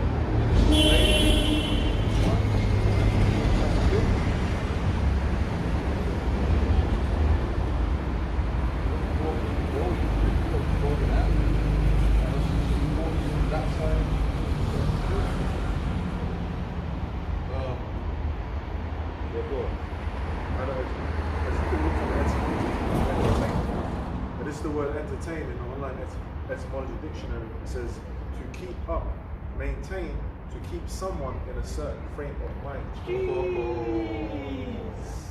That's fucking cold. To keep them in that fucking mind state, to keep them fucking distracted. Yeah. Or you gotta think like this. If you think like that, that's gonna be a problem. You know? That's what the entertainment is, so people don't have to vote against. But it's funny how they're pushing the Quran, how they're pushing the serpents, vindictive. Vanessa's been vindictive. So how do you push that? By entertainment? Oh, well, have that. You can go to the club. You can go to the tennis game. So they're using that entertainment. Keeping your friend right, oh, well, take that so you can be entertained. Meanwhile, they're not saying that you need it for fun. You ain't heard that once. If you're using it for the systematic Roman system entertainment. Didn't say so. Quick reset there. Ecclesiastes chapter 10 verse 6. Folly is set in great dignity, and the rich sit in low place. So that, and you know what's funny? You watch the BBC, for the most part, they're always talking about sports. They've always got sports. So sometimes, like, regional news is like 5 minutes, it's global. But then it's like the next 20 minutes of sports. You find out what's going on with the economy. You find out what's going on with the life. So then basically, you want to watch the BBC news, you're like, fuck the BBC news, man. I'm going to watch some real news, I'm going to try and watch some RT, which they're full of shit too. You're going to watch some RT or some Al Jazeera, some Euro news. But then really, you know, to find out like what's going on, then you got to watch W7. And then the alternative media, that's where you really got to go to. Look, I was going to say, the thing with I remember both shots made this point, and Stephen Watts really fully understand it. He was like, look, with if he's not reporting on it, he makes it seem like it's not happening. Right. So for instance, Fukushima, that's still bloody leaking into the Pacific, but because doesn't report on it, you're just there like, oh yeah, that was a thing back then. But everything's blessed. Yeah. You're right, because that's so brilliant. People are walking up, the earth's dying. Like you said in that Michael Jackson song. But everyone's actually walking around like it's nothing. That is mind control. People are walking around like the earth, the birds are singing, the trees are happy. Life's good, yeah. That's what it's true. Like Greco-Roman spirit, people tell you, life's good, isn't it? No, it's not. It's actually not. GMO foods. Wars all over the planet. How is life good? Then it's the crabs in the barrel. Yeah, but you've got it good. You could have been in a third world country.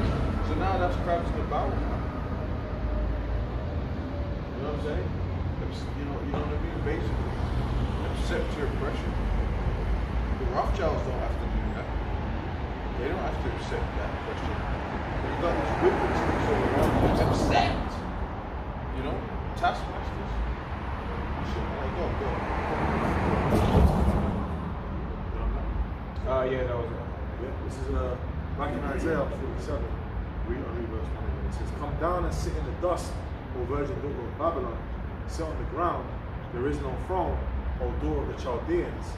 for thou shalt no more be called tender and delicate. Take the millstones and grind meal, uncover thy locks, make bare the leg, uncover the thigh, pass over the rivers. So, you know, and it's giving you like an analogy.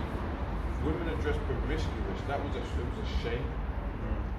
But now it's like glorified. Oh, she's got no clothes on, she's got her tits out. That's just an abomination. Oh, look at her ass and all that. Come on. Like, women, they'll be like prostitutes, so the scripture's giving you that analogy.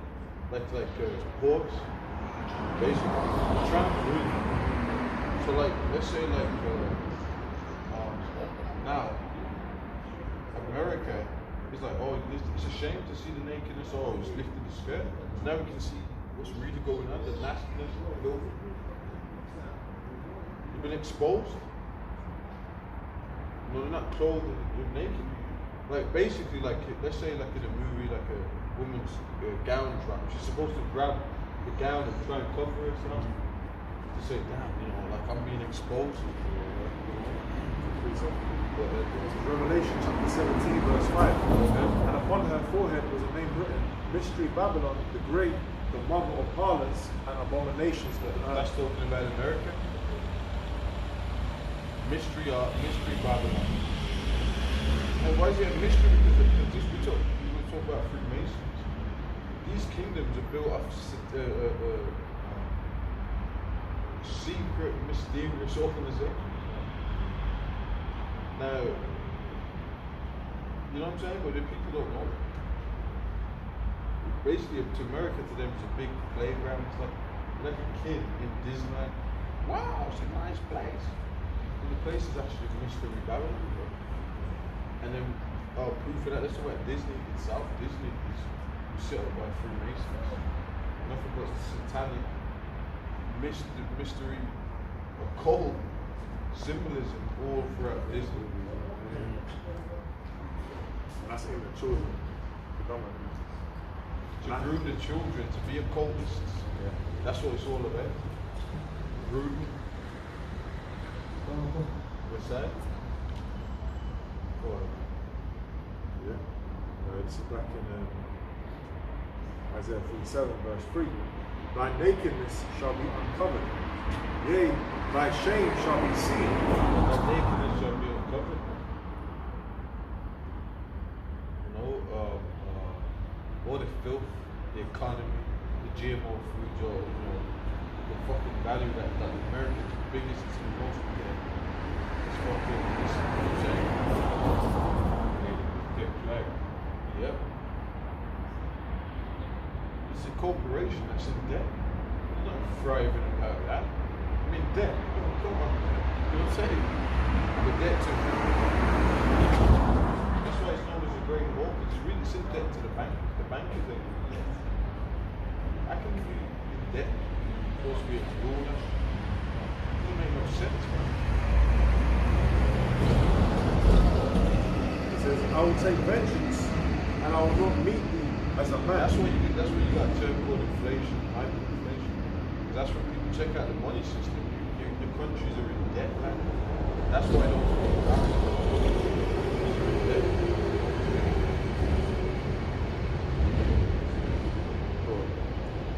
It says, I will take vengeance and I will not meet thee as a man. Oh, that's your whole shot. He's not gonna, the one who calls Jesus Christ, he ain't coming back as a, you know, flesh. Right now, the Garda, that's how you say, what's the police in Ireland, so the Garda. So the Garda, you know, they're gonna, they could come up and arrest brothers, troops and so on. Why through the flesh? So when Yahweh Shai is not coming in that likeness, you're gonna be able to grab him up and argue. You're gonna be able to argue. You know what I'm saying? It's coming as a power. With powers, coming with the angels. The thousands of heaven. Yeah. This is like glorious and he's a power. You know? So, Yahweh already did that. He already came in the flesh and conquered sin. You know? simple outreach to say when we get one meeting, I rise to the prayer. We read Jeremiah 16 earlier. The Lord's coming straight to put things in subjection. Straight hunting, man. Hunting season. Yeah. You know? So that I shall well because of him, Revelation 1 and 7. So this place is about to get judged.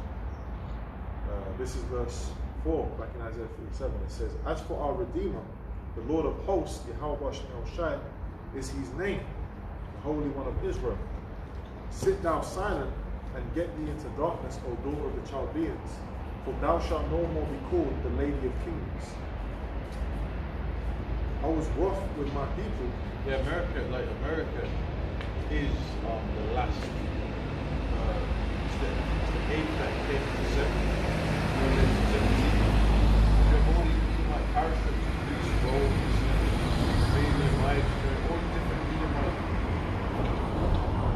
rulerships and stuff, regions and rulerships. America is the last one. Empires, we had the British Empire. That's why you got the beast with 7 heads and 10 horns. The Edomites have had a lot of different empires, power structures. You know what I mean? The Brits, the French, the Spanish. But America is the last one. They're the leaders, they're the head. You got EU with NATO, America. Top, you know, they're the top. It's their empire. Yeah, basically America, kind of guides NATO. Yeah, you know what I'm saying? But that's where NATO's gonna get kind of mad at them. Like, you guys are more power. You got America affects whereas Switzerland or France won't affect them. But America won't. Anytime something happens in America, their armies are here or there, or Europe meet with the American president to try and make things. But they ain't gonna do that with France or they'll do it, but it's not the same impact. It's nowhere near. All the NATO and EU, they're gonna be like, okay, we've got a big meeting. The president of America's coming to England. He's gonna go Europe. It's a big thing. It's not a big thing if the Portuguese. You know what I mean? Come on, man. No one even knows it happened. Hey, the proof of that, if I may, is the Iran deal. Because the EU, they were like, oh, okay, cool, yeah, we could business dealings, we can do this, we can do that. And then when Trump came in and said, yeah, no, we're not going to do this anymore. And although the EU were pissed about it, they had no choice. They had no choice but to follow America's. Same with whenever they reported on the wars in Afghanistan and Iraq, they always said American-led NATO troops.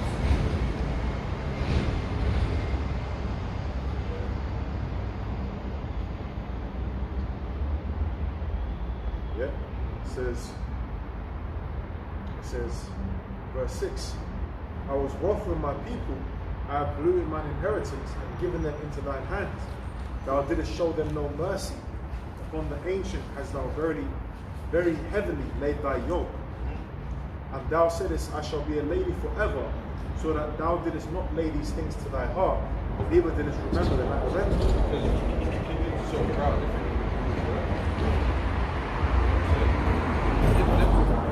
Presidents have still got that problem. Trump, greatest nation, God bless America, will never go down. Well, you know how proud that is? That's why America's a laughing stock, because they're really a new nation. Yeah. Kingdoms and empires. That have already fell. That's it. You know, it's really a laughing stock. Ecclesiastes 8:11 is the one that was read. It says, because sentence against an evil work is not executed speedily, therefore the heart of the sons of men is fully set in them to do evil. Yeah, the Lord, judge, the scripture says, surely the Yahweh Shai is the power that hides himself. So he judges nations in his own time. He lets them build up, lets them get the rap sheets on them, lets them weigh up their sins, add sin to sin. He makes them, accumulate all types of spirits. This is Nahum 1 and 3. Yahweh is slow to anger and great in power, and will not at all acquit the wicked. Yahweh hath his way in the whirlwind and in the storm, and the clouds are the dust of his feet.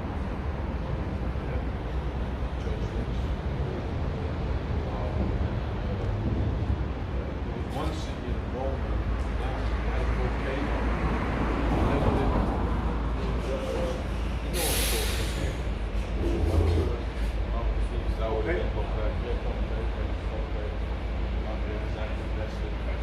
now that, so that would be for natural disasters, to scourges of amendment, but what he's going to do, and this time now, what, the missiles, plus many different instruments,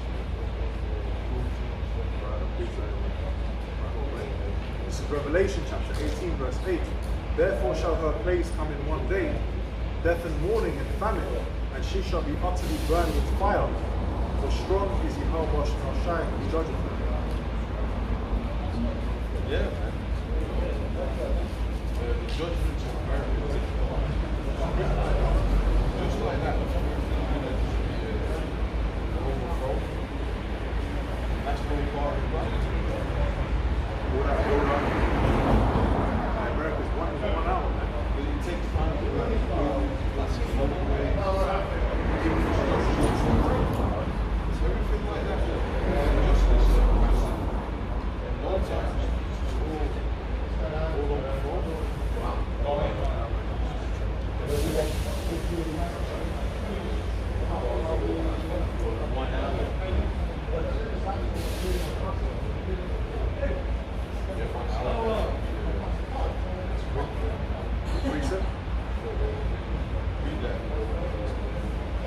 This is Luke chapter 10, verse 18. And he said unto them, I beheld Satan as lightning fall from heaven.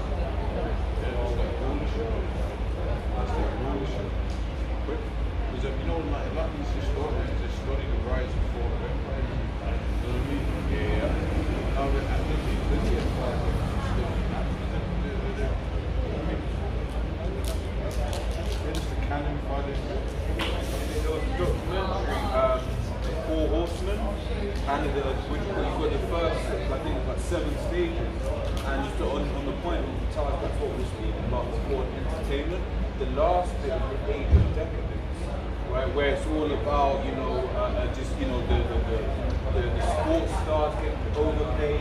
There's a, which you call it overindulgence in sex, right, you've got basically all of the different things, which is exactly what is going on right now.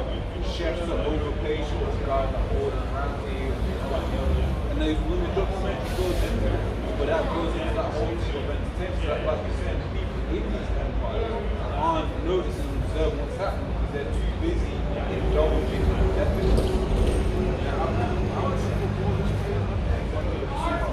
A 4 footballers on 20 grand. Millions, yeah. So, what you call it, Ronaldo going to Man United.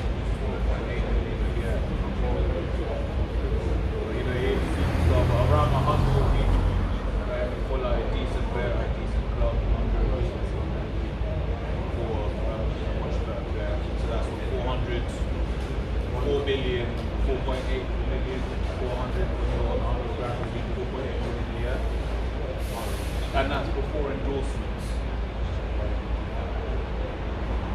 So there you go. So the way Roman Empire, their armies were spread out thin, and it's been brought out. Even Alexander the Greek had certain lands. They had problems with that. And the money system was getting devalued, the area, whatever it's called, that getting devalued, overpaid.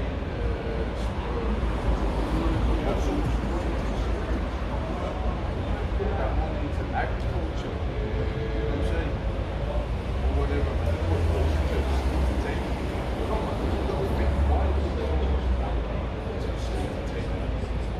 It's a lot worse over there in the States than it is here, because I remember you've got Penn State University.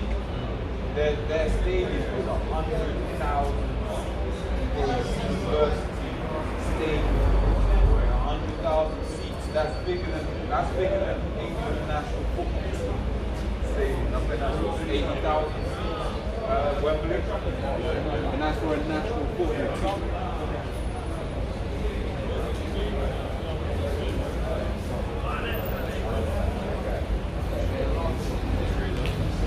Back in Isaiah 47 verse 8. Therefore hear now this, thou that art given to pleasures, that dwellest carelessly, that sayest, mine heart I am, and none else beside me. I shall not sit as a widow, neither shall I know the loss of children.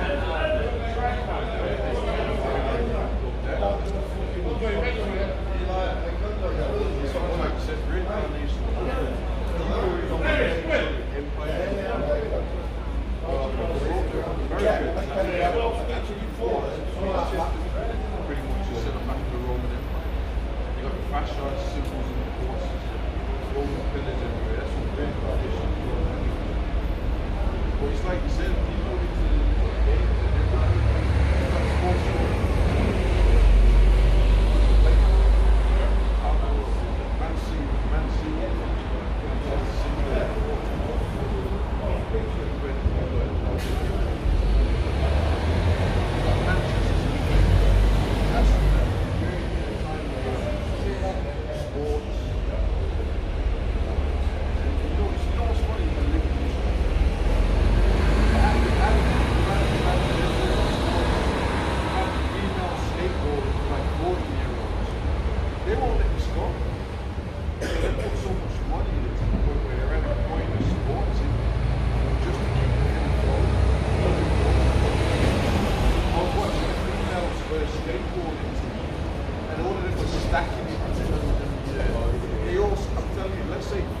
City, skateboarders, and 4 of them kept stacking it, like 4 of them, they kept stacking on the arena.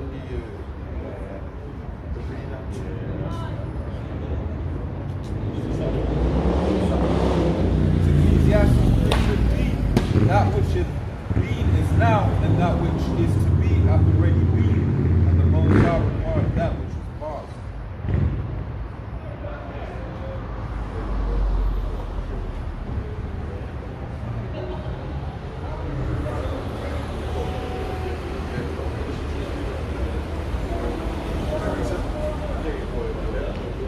Revelation chapter 20, verse 2. And he laid hold on the dragon.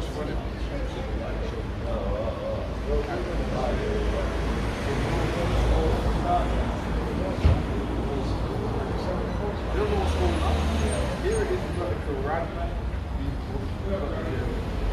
the vindictive venom, the varicose veins, the rapturous fucking vindictive, whatever you want to call it.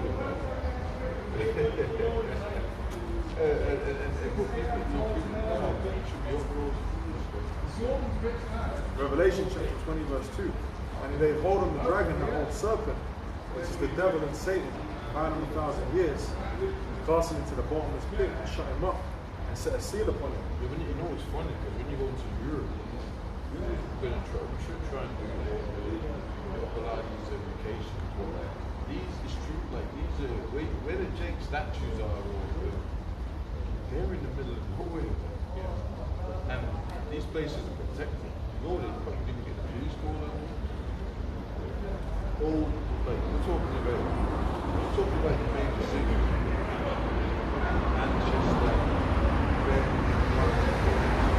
we're talking about towns and villages.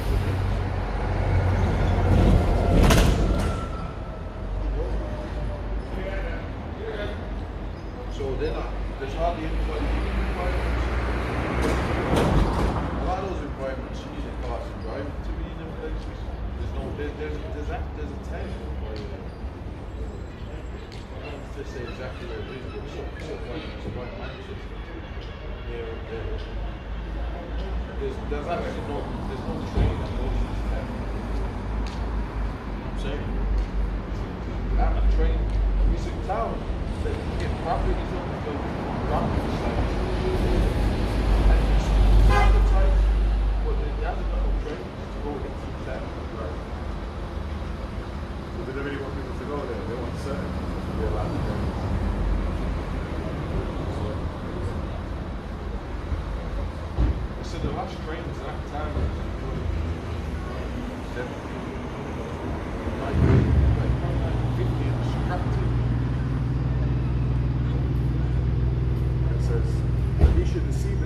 no more till the 1,000 years should be fulfilled. And after that, he must be looting for the season.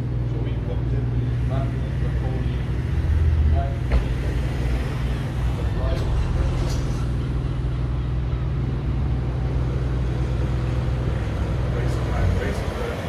You have the dragon and Rome, based on that same thing.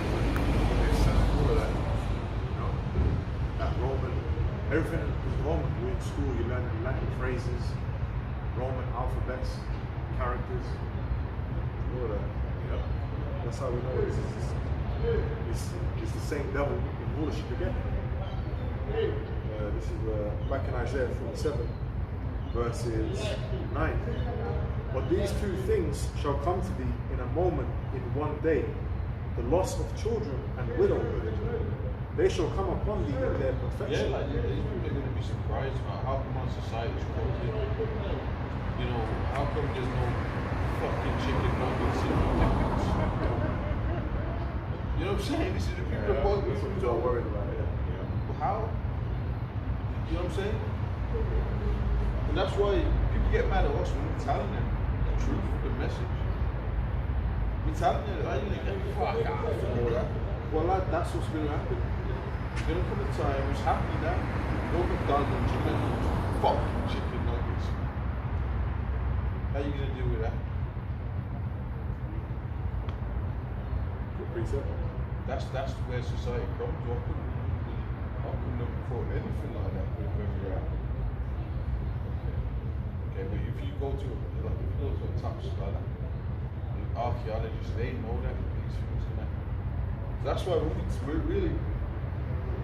speak, this kind of stuff that we speak is like it's hidden wisdom in the public. It goes over like people's heads. That's what we're really only out here for the elected. Because most people are not going to get this. This is Ecclesiastes 9 and 16. Then said I, wisdom is better than strength. Nevertheless, a poor man's wisdom is despised, and his words are not heard. Yeah, but don't be it.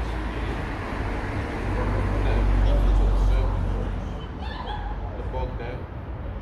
The men at the end of the day get heart attacks. They're gonna die anyway.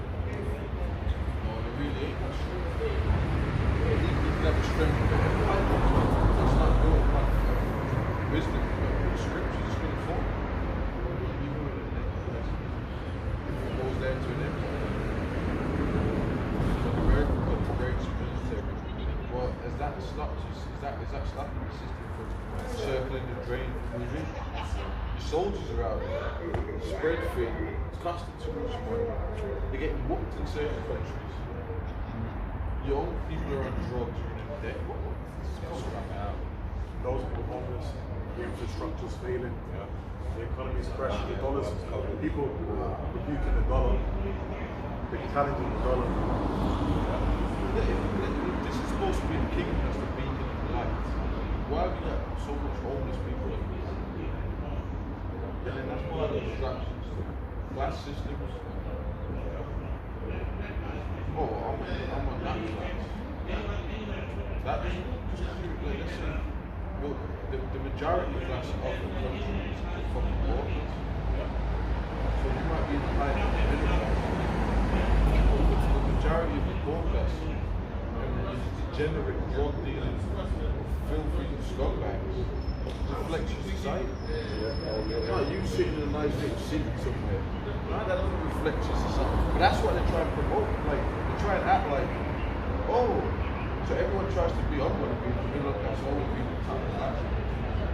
But the majority of them are fucking poor degenerates. So that's a delusion. Proud of the barrel which way. People really should be, and people do. Others, but it's always people outside. Your country, look, there's people incarcerated. You've got to go people in drugs. Don't act all proud and calm. Look at them. And that's why that frog, you know, that London spirit frog, I'm doing it. Oh yeah, most of you are fucking poor. Right. So you know what I'm saying? Is that what makes you wake up a bit out of the bed? Fuck. Twat. This is back in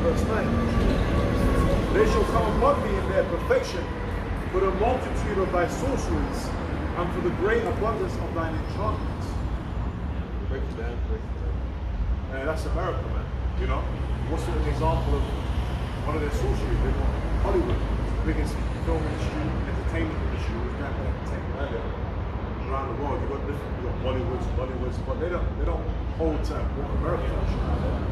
And a lot of the doctrine is being pushed through the cinemas, the movies, the televisions, all of that, all coming out, channeling out from America. And you know what? A lot of them, what they do, they have those societies where they've got witches, they've got warlocks.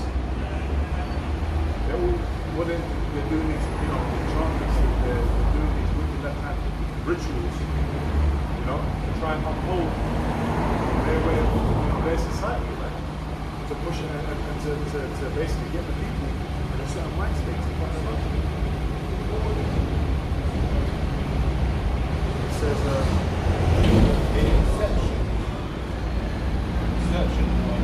going into that is with Hollywood, they basically push out all of these different agendas to the point where, because the whole point of the film Inception was to make someone think that the idea came from themselves.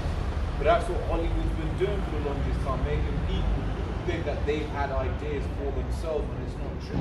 When you watch like children's TV or not even any film from the longest time, they've been pushing this whole agenda of like the woman on top and the man underneath, man simping. So what do you end up with? The whole generation full of simps.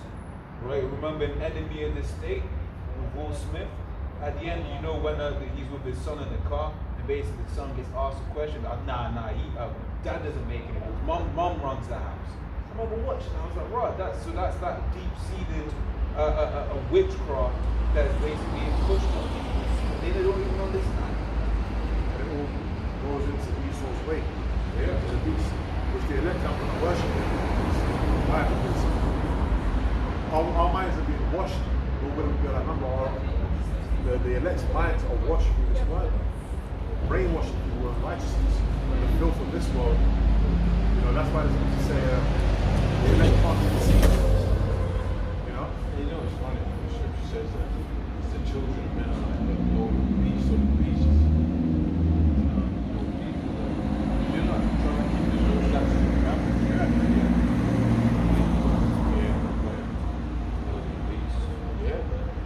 The beasts are at order. But eating everything that moves. And that is so more prophetic. You might as well go and chew carter. Base that is. Just eat anything. What does that do with samurai? Come on, man. There's got to be principles with what you read. I don't do that. Like, even amongst the land animals, of course, that's the law of order. You got nations eat it. A squid, a lobster, a fucking scorpion. Now they got Jake's doing that in British TV. I'm a celebrity getting me out of here. So let's not go too far. We don't have to go to China. We got you fucking niggas on British TV, England, Britain, eating fucking all the camels, ball bags, and they're pissed and shit. I fucking feel the Brits pick. Oh yeah, that's it. Yeah. Hey, but so we're planet heathens.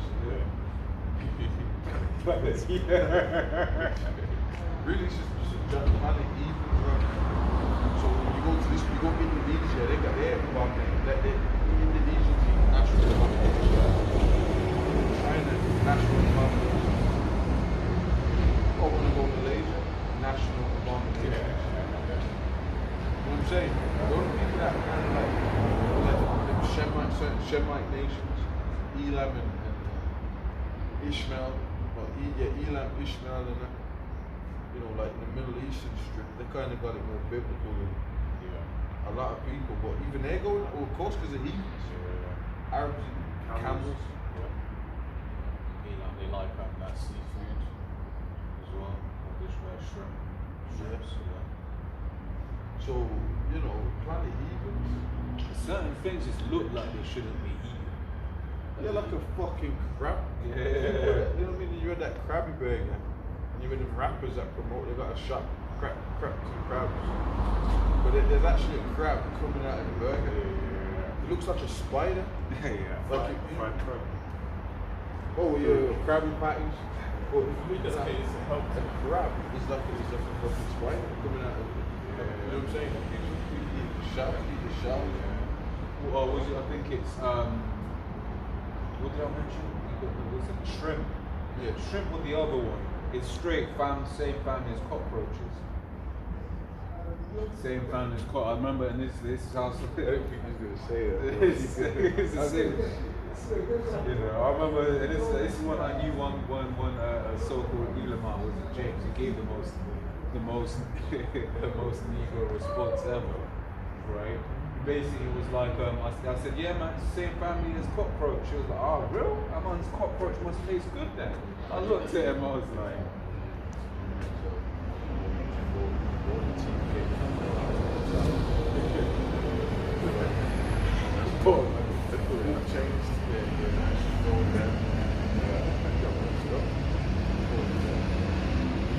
You're not only saying blood, these abominations.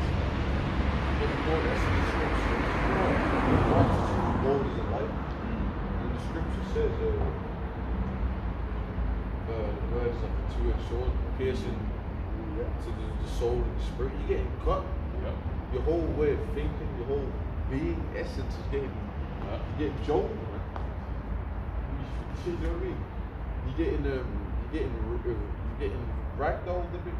So, wake up call, shake it. Whoa. You know, whoa. What did you say? Yeah, you said you can't eat fucking crabs.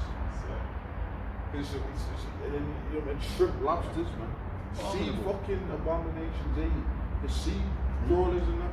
And you look at it, look at a crab, it's a spider, and they walk sideways, man. You want to eat that? Fuck you. And in doing so, you're upsetting the law's natural balance, because these animals have a use where they are in the bottom of the ocean as bottom feeders to help cleanse the oceans and things like that. But what is he going to do?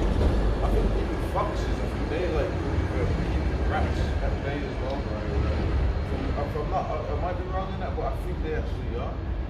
But because you got these fucking universal fucking rat infestations crawling up in people's buildings. I think you need more foxes to keep the at bay. Yeah. That makes sense. You know what I mean? What does Esau do? Esau goes fucking fox up. Let's just shoot a fox. You got rats all up in people crawling up. That's how bad kitchen and the rats on his top of his back runs up the place. Grab this real quick. This is Proverbs 11:1 says, a false balance is an abomination to Yahweh, but a just weight is his delight. And I brought this one out because when Esau is doing his, because he will actually go out and cull certain animals and be like, oh, there's too many of them. Or he'll go out and try and make the mosquitoes extinct. But you're upsetting the balance that the Lord had from the beginning, man. Right? You have this thing called, I believe it's trophic cascade, spelled T-R-O-P-H-I-C, cascade. Right, where basically they found out if you kill the top predator, that the whole food chain broke down. And you're like, duh, that's why the Most High made it in its balance and in its perfection. Right, but this guy is the same guy that's going to go out and make the whole world think he's so damn smart, doing dumb shit like that. Heathen shit.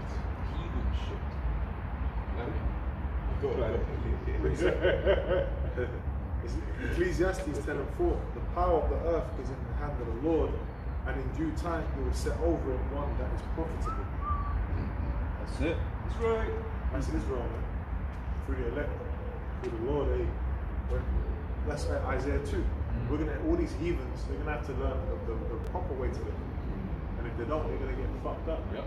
But they're gonna find out that the proper way is the best way, because that's why it says, as you put Isaiah 2, right? When they basically was like, oh, let's go up to the house of Israel, because they're gonna see how good it is that we have it, and that's what it also says in Proverbs 29:2, when the righteous on authority, the people rejoice as well, because they're gonna be seeing, oh, right, so hey, now I ain't eating pork no more. Oh, okay, yeah, That's why we used to stink back in Esau's world. Bro, you go around certain of these mall barbers keep, bro, it stink like shit, man. Those mobiles, you don't even want to eat from them. A lot of their foods are putting all kind of barbecue grease and fats and that shit. You don't even try and eat from them. You know what I'm saying? Eat from that, you know, you obviously, whatever, you Chinese, but I try and stay away from that. Because you find out what in the rice, they're like, listen, they're using all kind of abominations. They don't just keep it simple, you know what I mean? That's the rice from China. Man, they're doing all kind of hustling to make the most profit. And the reasons like that, no, you have to put all kind of abominations in their foods and stuff. So, But you're right, like you go past the restaurants, the heathens there, you stick. It's closed. Building like Moab stores, usually they're always closed. Can't see no one cooking. Yeah. It's all There's no way this is a bother. Imagine the kingdom. People like burning incense in their houses, palaces, or righteous smells, frankincense, baths you can put, oils, flowers. Life's supposed to smell good. But there's righteous herbs. The scripture says the herbs to make the service of man.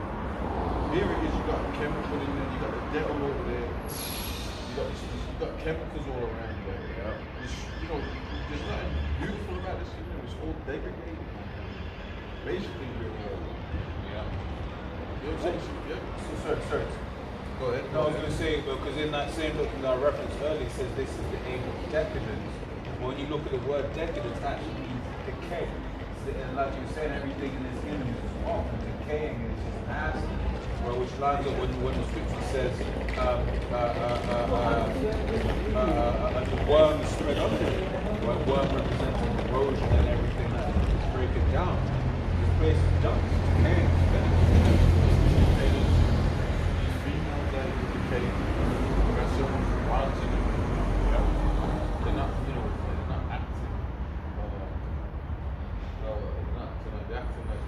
Sewage to walking around, but basically people can get smashed in by loads of men.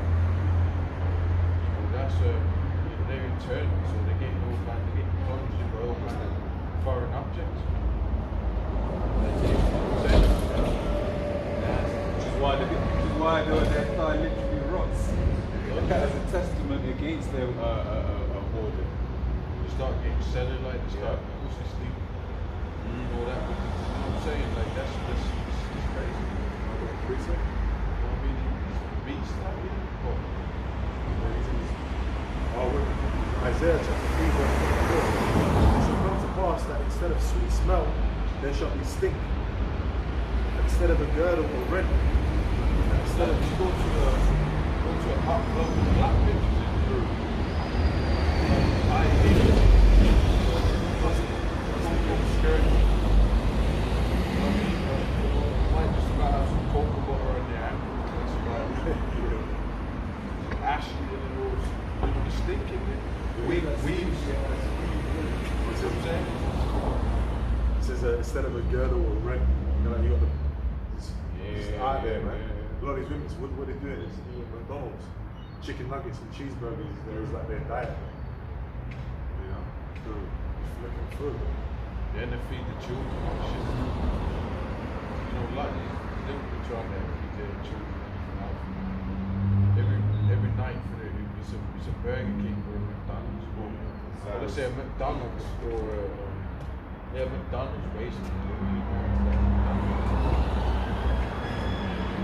Eating nuggets.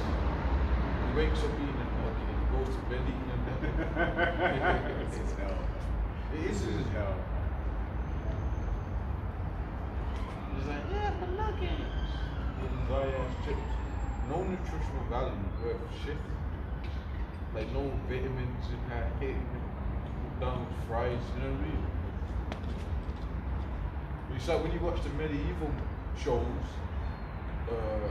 King Arthur and all the rest, those kind of shows, in the ancient world banquets were meat, vegetables, greens, leaves, herbs, milk, fishes, whatever. And fruit, like fruit banquets. These are like proper foods. They call it a Mediterranean diet. But we're not eating Mediterranean diet, so you're not getting seeds. Like daily vitamins, these are natural good things, natural good fats. And certain nuts and all that natural fats and natural vitamins and stuff. Now you just got a GMO chicken nugget. or a changing of chemicals. So although people go off of the amount of sugar they have, what they need to do is replace it with all them chemical sugars, which are even worse. Aspartame and all that sort of rubbish. But you know that, because the thing is, they're like, oh, E. coli is the worst thing in the world, but aspartame is made from the shit of E. coli. You got a question at company, you got a question at company like McDonald's, where they've got to do adverts saying it's 100%. And even then it's not 100%. Even if you know what I mean, Nando's is a bad example. You don't see other companies like other companies that are 100% chicken. You've got to do all of this. That crazy sort of lighter. Why would you? If I'm ordering beef, I'm expecting it to be 100% beef. You know what I mean? But we guarantee you our companies actually. So what? So what's really going on? So most people ain't giving you 100% beef. What are you giving? But when you look at the back of a lot of these products, it's all chemicals. Go on, this is Ezekiel chapter 4, verse 13. And the Lord said, even thus shall the children of Israel eat their defiled bread among the Gentiles. So you're damn right that we're set up to curse this society out. Scripture says the prophets were set up to rebuke and reprove. What the fuck are the people in the church doing? You ain't rebuking and reproving. So a lot of you so-called family members that got a problem with brothers out of prophets, you're not even the fucking Bible. These are demons, man. Oppressing, like, brothers that are actually coming out and trying to teach the word of the Lord. You talking shit, like bringing them to councils. You're gonna pay for that. And a lot of you have had these the victim vindictive, Milli Vanilli.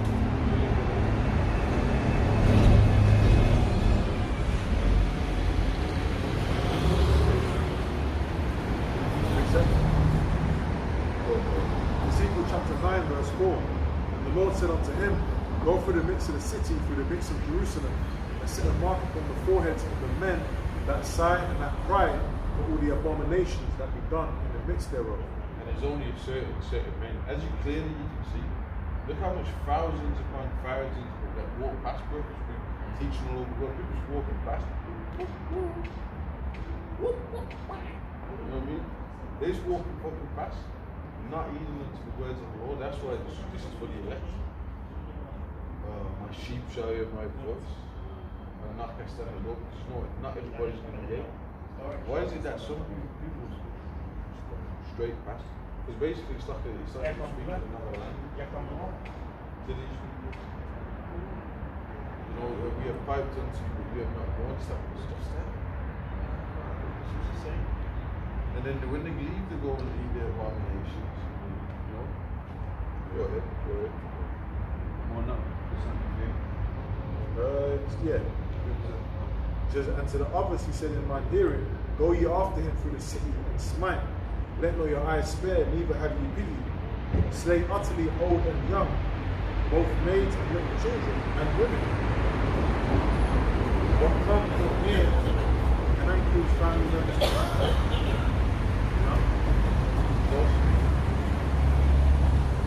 Bring sign for the abominations that we done in the midst thereof. Bring the power and market exemption. True. Yep. It says, but come not near any man upon whom is the mark, and begin at my sanctuary. Then they began at the ancient men which were before the house. Just on the point you were saying about before, about how black people stop listening. Ezekiel 11:16 says, therefore say, thus saith the Lord power, although I've cast them far off among the heathen, and although I've scattered them among countries, yet will I beast them as a little sanctuary in the countries where they shall come. So ain't going to be a lot of us. Nah, there's not. That's what it says, a small sanctuary. It's not going to be, you know, it's like for the elect that are scattered across the. What is it? They also take one of the city to, you know, one of the. That's how it does it. It's like you could have a whole town. It's like 2 members of the elect. Everybody else is fucking demons. Yeah. And they would kill that bro if they had the chance, man. Yeah. You know what I'm saying? So this is some real fucking stuff. And to be honest, a lot of these people in the world, if they had the chance, they would put you down. Yeah. You know, they show you like zombie movies. It's smart. Now the survivors, when you watch these zombie movies or zombie TV shows, what do you notice? The zombies are fucking hordes. There's mass amounts of zombies, but the survivors are few. You know? What does that word hordes mean? Let's look at that word hordes. Is it H-O-R-D or something? Definition. Yeah, the etymology, definition, whatever. Right, horde definition. Google, it says a large group of people. Let's see, let me go on to the etymology. That's why in Exodus 23 it says, follow not a multitude to read them. That's right. So that's just the hordes. So the masses, the hordes. That's what the masses are taking in very good veins. You know, pretty much they are zombies. What is zombies? They want you to get infected. Be like them. They always come for take it, have it. And they don't bother you after after you become one of them. Yeah. They don't bother you no more. They might just bump into you. Looking for the next victim. Yeah. Wow. It's true, I thought you were speaking about yesterday. The zombies, yeah, I think so. Yeah, because it was true, because like what I was speaking on now, it's like the zombies aren't always like eating each other. They don't like, they just see that one guy who's okay, and then like I mentioned, they're going to do everything they can to get that person. You remember that one Iron Legend was bust up his head to try and get Raw. Right, at the end of the hill.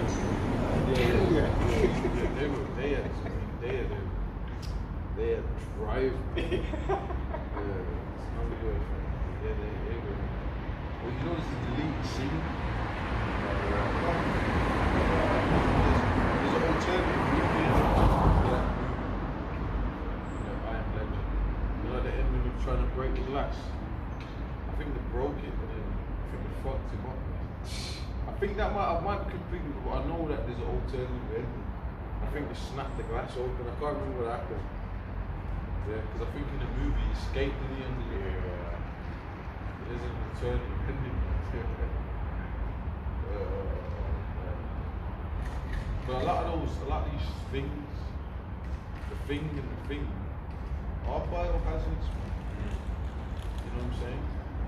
This is why Apostle always goes into the Quran is actually going to have push coming out of people. Yeah. So they're going to be biohazards, zombies, really, controlled, messed up by frequencies, technology, all the fucking bugged out shit in them, their DNA, their blood. Come on. You're a mutant. Yeah. You're a fucking. So you are something. And they're still promoting for people. Oh, this is so mad. What is going on with that? Oh, like what's in there?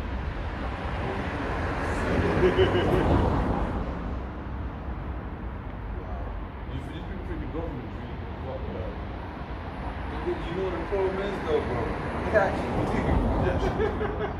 They actually do. So you mean to tell me that the government will kill their own people? Wow. I mean, look at their track record. It's like... Wow. That's lots more. This is called online etymology dictionary. Tribe of Asiatic nomads living in tents from Western Turkey, Urdu, camp or on any uncivilized gang.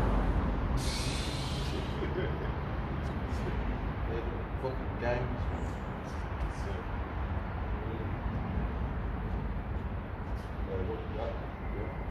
This is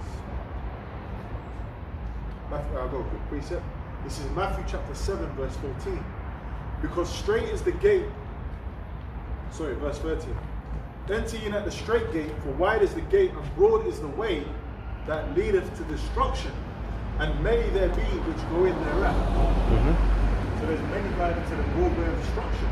You know, taking the Vanessa, man. You know. If they take the Vanessa, they're going to take the Faragma. You know, and that, with everything that it is and what it does, it's also what? It's like a badge of allegiance. Yeah. It's you showing you, I'm one of them. Yeah. I'm on the east, so my allegiance is with the devil. And I'm on here. That's what that is. Now, if you've got the far war that we mentioned in Ezekiel 9 and 4, so like that's the mark of exemption. That's this knowledge. That's knowing how much you want to share. That's knowing his name. I was just going to say, because when you said the apostle been speaking about how those that take that basically they are worshipping the image. They're down. They're down with the image of the beast. You know? Because it said that the elect they're not going to take the mark, they're not going to worship the image of the beast.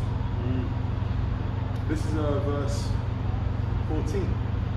Because straight is the gate and narrow is the way which leadeth unto life, and few there be that find it.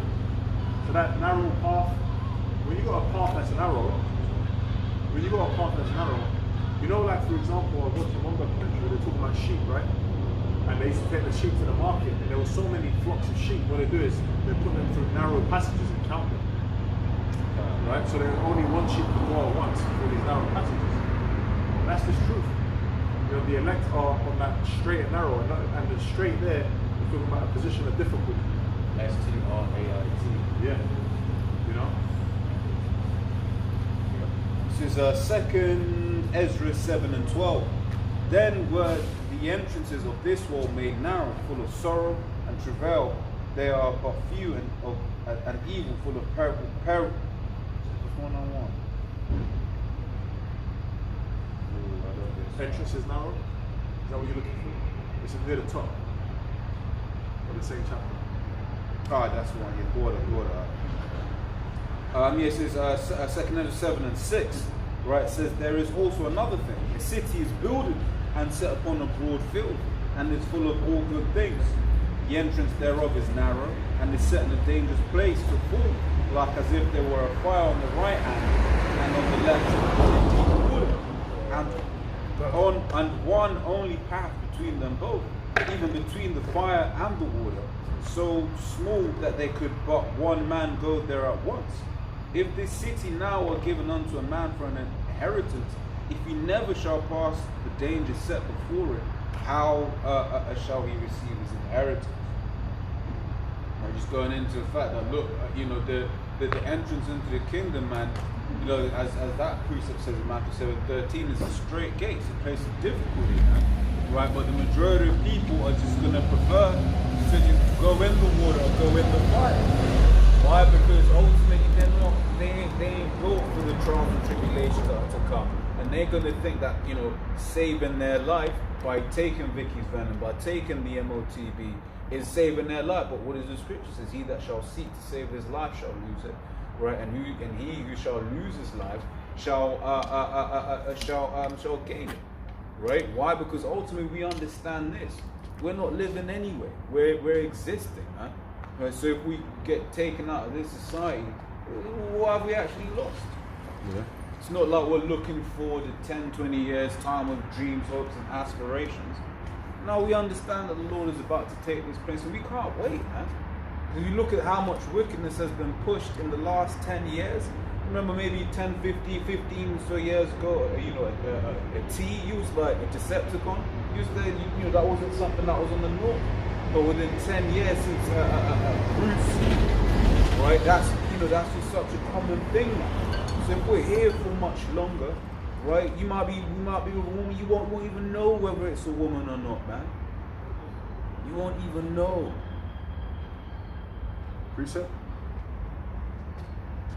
2 Peter chapter 1 verse 10. Wherefore, rather, brethren, give diligence to make your calling and election sure. For if you do these things, you shall never fall. For so an entrance shall be ministered unto you abundantly into the everlasting kingdom of our Lord and Savior, Yahushua Mashiach. So, you know, we got to go for that straight gate first. And as the scripture said, through there be that find it, man. And that's the elect. That's why we're coming out on the highways and byways, we're burning out these things. The wickedness, we're burning out the wicked. Right now, you've got Esau, the devil, in power, in rulership. Everyone wants to side with him, but we're going to keep cursing him out, man. You know? And then as it says in Galatians, the 4th chapter, it says, "Have I therefore become your enemy because I tell you the truth?" So all these people are enemies. That's right. And you know, the thing is, people can act like they're your friends, you know? You might be family members or whatever. But the thing is, the proof is in the pudding. It's gonna show. When, as these prophecies come to pass, because we're living it, these prophecies, the charagma, all of that, it's gonna be known who the chosen of the Lord are, man. And who is the enemies. And what did the Lord say regarding the enemies in Luke 19? Bring them hither and slay them before me, man. Right. Yahushua ain't playing, man. He's coming to take his place. Straight to many. So we're preparing ourselves, you know. We're willing that, you know, we're doing the right thing. That's what. Let's jump back into that Isaiah 47 where you left that. Jump into Revelation 19. This is back in Isaiah chapter 47, verse 11. It says, "Therefore shall evil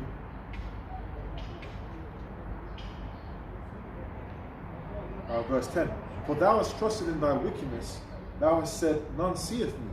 Thy wisdom and thy knowledge it hath perverted thee, and thou hast said in thine heart, I am, and none else beside me."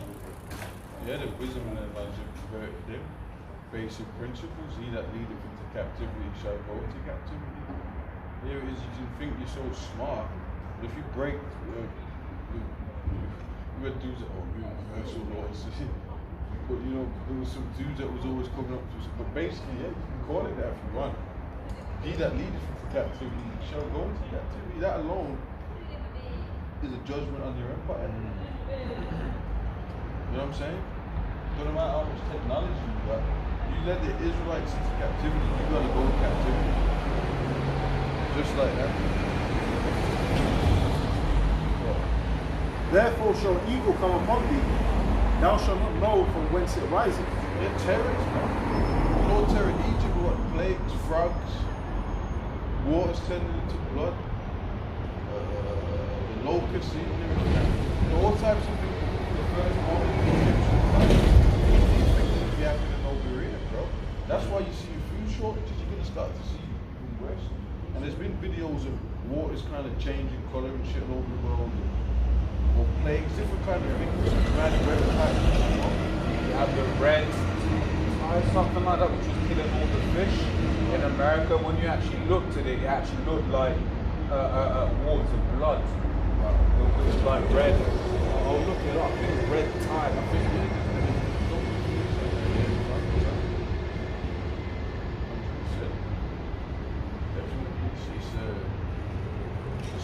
So this modern Egypt is going to get worse than back then. Things that you can't explain. I mean, the Lord's made like people that come against Moses and that open the ground upon them. The Lord's going to start doing things like that. How about that part, man? No? Go on. And it says, "Thou shalt not know from whence it riseth, and mischief shall fall upon thee. Thou shalt not be able to put it off, and desolation shall come upon thee suddenly, which thou shalt not know." So it says they can't put it off. What can we do?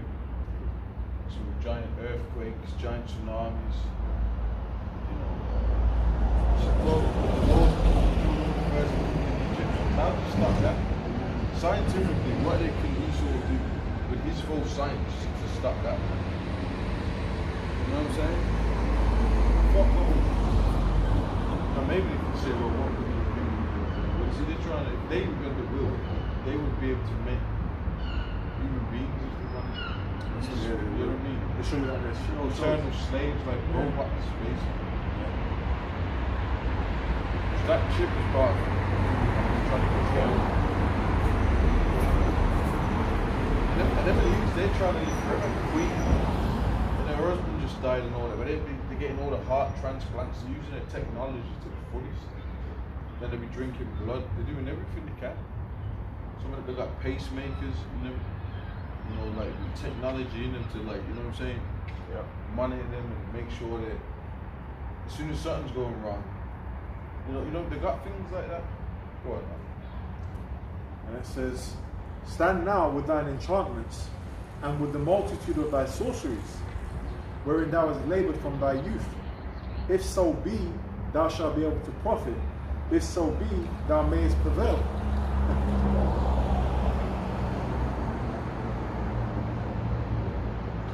Thou art wearied in the multitude of thy counsels. Let now the astrologers, the stargazers, the monthly prognosticators. Yeah, if you're that, we're over these people. The prophet was over kings, the prophet was over that. We're telling you what this, we're giving you the direct message of the Heavenly Father. Here you got these palm readers. How come they ain't telling you about the end of the road?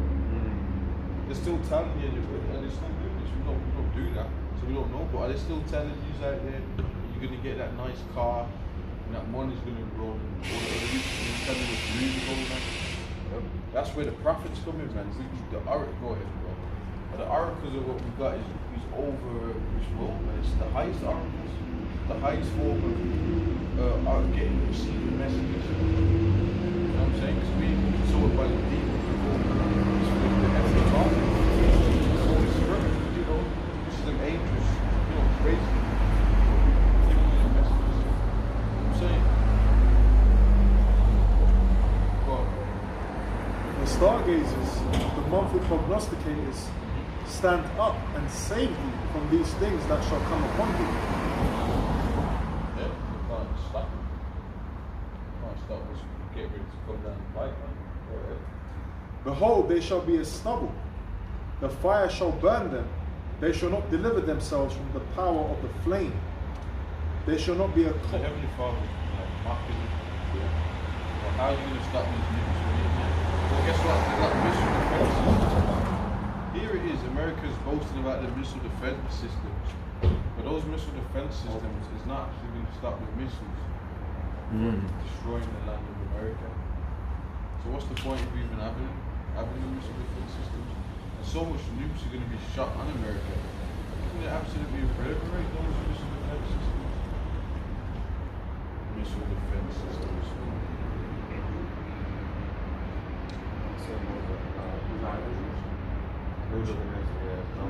The Lord just showed America up. They just got their asses whooped in their last war campaign. They got torn up over there after the league. Come on, man, it's over. Yeah, in the world I'm just going to jump to the point. And 7 says, they shall run like mighty men, they shall climb the wall like men of war, and they shall march every one on his ways, and they shall not break their ranks, neither shall one thrust another, they shall walk every one in his path. And when when missiles are sophisticated technology, these sorts of miracles of witchcraft, you know, when they set off, they're just in there and all that, like they can actually, you can set it to hit a target and the thing will be following you. You know what I'm saying? They're showing you that in Metal Gear Solid. You know, you aim it at the person, then it starts following the person around. They've actually got these things. And it's funny, because you know in Metal Gear Solid, they kept talking about the DARPA chief. They always talked about the DARPA chief. You know, with the New World Order, the DARPA chief was always doing something dodgy. Guess what? It was the DARPA. DARPA was the one that said America would put it out there. The thing, they're bringing out the corona to monitor the thing. It was DARPA that come out with it. You ever seen that? I remember the DARPA chief. because that's like defense, something research. Is the what do you call it? The tech side of the military. They come out with all kinds of stuff. And then what you call another technology, CRISPR, CRISPR, which is basically I can't even say the word. How do I? It edits your you know, your makeup. You can use it to edit your makeup, innit? And one of the projects that they were trying to do in Australia, in New Zealand, was funded by DARPA. Now, why would they have an interest in that technology? And this is the thing, it goes to show just how dumb certain people in the West are. Because they interviewed one of the locals there, one of the Maori guys. I think it's Maori in New Zealand, isn't it? Interviewed one of these Maori guys. And it was like, look man, okay, cool, what that one guy's doing, alright, fair enough, but cool, you're doing what you're doing, but who funded you, right? And what are they going to use the understanding of what you just worked on for?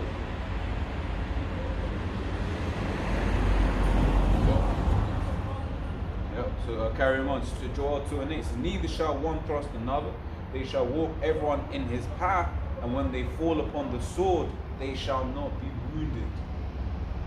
And that's going into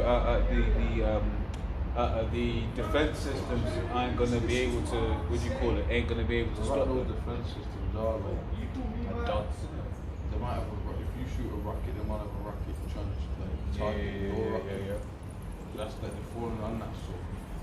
It's not stopping. Yeah. Because even just on that, it's like when you look at what was it? The system they have in Israel, the Iron Dome. It's really deep. It hasn't really been tested by Scud missiles or whatever them Palestinians have. Things that don't really even test it proper.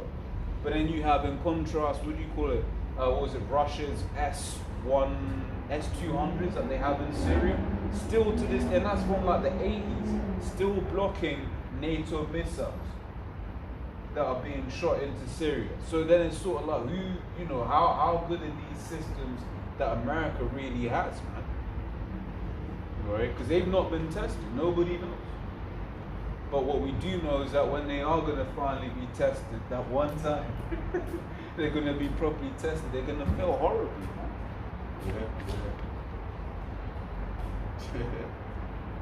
Yeah.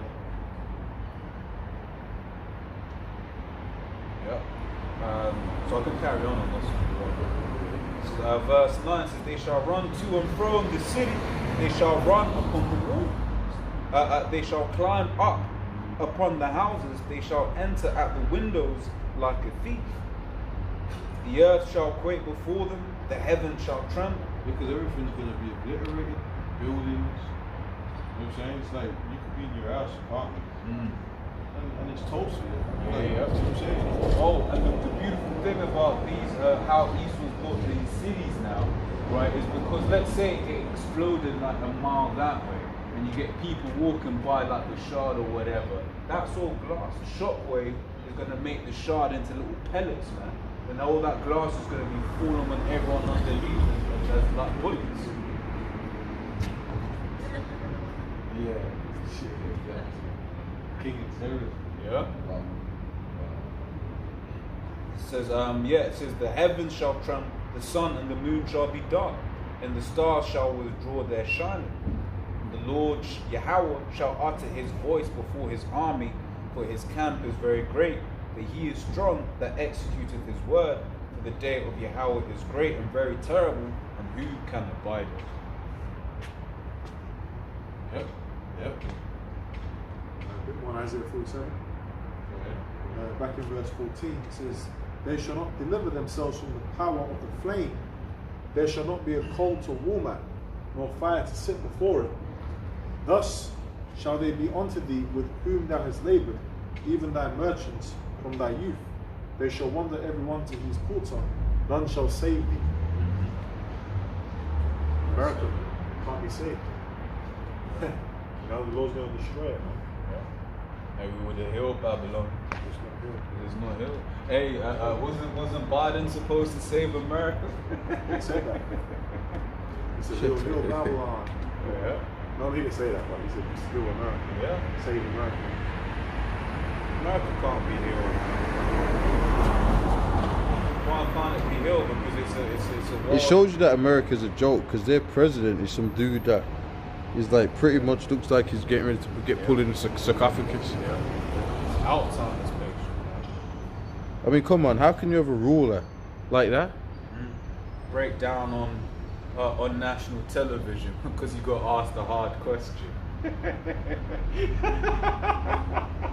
But Putin would never, man. Let's be real.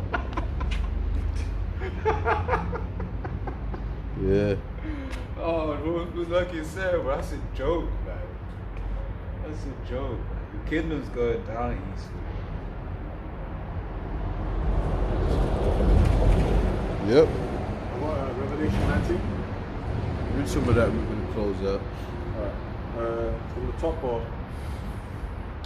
Jump to the 10th verse, we can close out in a couple of verses. Revelation chapter 19 verse 10. And I fell at his feet to worship him, and he said unto me, see thou do it not, I am thy fellow servant and of thy brethren that have the testimony of Yahushai. Worship Yahweh, for the testimony of Yahushai is the spirit of prophecy. That's why we talk about that Quran, man. That's the main thing for us to be talking about right now. You know what I'm saying? I'm gonna do a video, but I mean they're trying to make you be able to do that. Yeah. But that proves that that's where we're at with this. Yeah. That's where we're at with things. True. They aren't doing that like. They just any mention of the Farag man. Yeah. You're getting clipped. Yeah. Go ahead. So it's Amos 8:11 says, behold, the days come, saith Yahweh, so the Lord power, that I will send a famine in the land, not a famine of bread, nor thirst for water, but of hearing the words of Yahweh. So yes, the Lord, YouTube's gonna be clipped, man. Yeah. Pretty much, you know what I'm saying? It's gonna have KSI on there, and then after a while it's gonna be gone forever. Yeah, KSI. No, these YouTube celebrities are something else, man. Those YouTube phenomenons that just pop up, you know. Yeah. Back in Revelation 19 verse 11. And I saw heaven opened, and behold a white horse, and he that sat upon him was called Faithful and True. And that's the Lord, man. The Lord, Yahushai. Everybody's gonna actually bow to Yahushai, so that's where you get super villains. There was one dude the other week, he was up here, some Cushite dude, man. He was over here, and and he basically said, I said, yeah, the Lord's coming back. He said, so what's the point of all this? He was standing right there. I said, the Lord's coming back in a chariot. He said, come on, man, you sound like a crazy guy with tinfoil hat, man. You sound crazy. But so that's how these people view what we're saying. The Lord is coming back in a giant UFO. That's it. He is. You know what I mean? It says, So, yeah. and he that sat upon him was called Faithful and True, and in righteousness he doth judge and make war. Yeah, so in righteousness, you got righteous war, man. Right judgment. That's that's why we're reading about them Greek gods. The Lord is gonna. This place is getting ready to get judged. Missiles, plagues. You can feel it. Things are just gonna start going wrong out here. Fire from the sky, plagues. You can feel it from the heavens. The heavens is just gonna come against this realm. What's going on? And that's why the Lord said, "When you start, he goes, why? Because it's the time of judgment, man." And it says that the Lord's going to visit the earth He made, man. The Lord's going to come and just like put it all in order, just put it all, wipe it. And clean. it's scary, Yeah. like because the Lord is gonna. Instead of scary, some screams in it. That's the spirit. Oh, wailing. What has it Shall be got? weeping and gnashing of teeth. Yeah, all of that. Nations gonna wail and all that. Yeah, they're All good. kingdoms of the earth shall wail. That's the kingdoms of the earth shall wail. That's the one. There you go. So we're gonna close out. Unless you got any last, but we're gonna close out, man. I've got a quick Yeah, one. bring it. Isaiah 45:23. I've sworn by myself, the word is gone out of my mouth of righteousness and shall not return. That unto me every knee shall bow, and every tongue shall swear. There you go. That's exactly what's gonna happen. You know. So we Shalom, man. We catch you brothers next week. Alright, Shalom.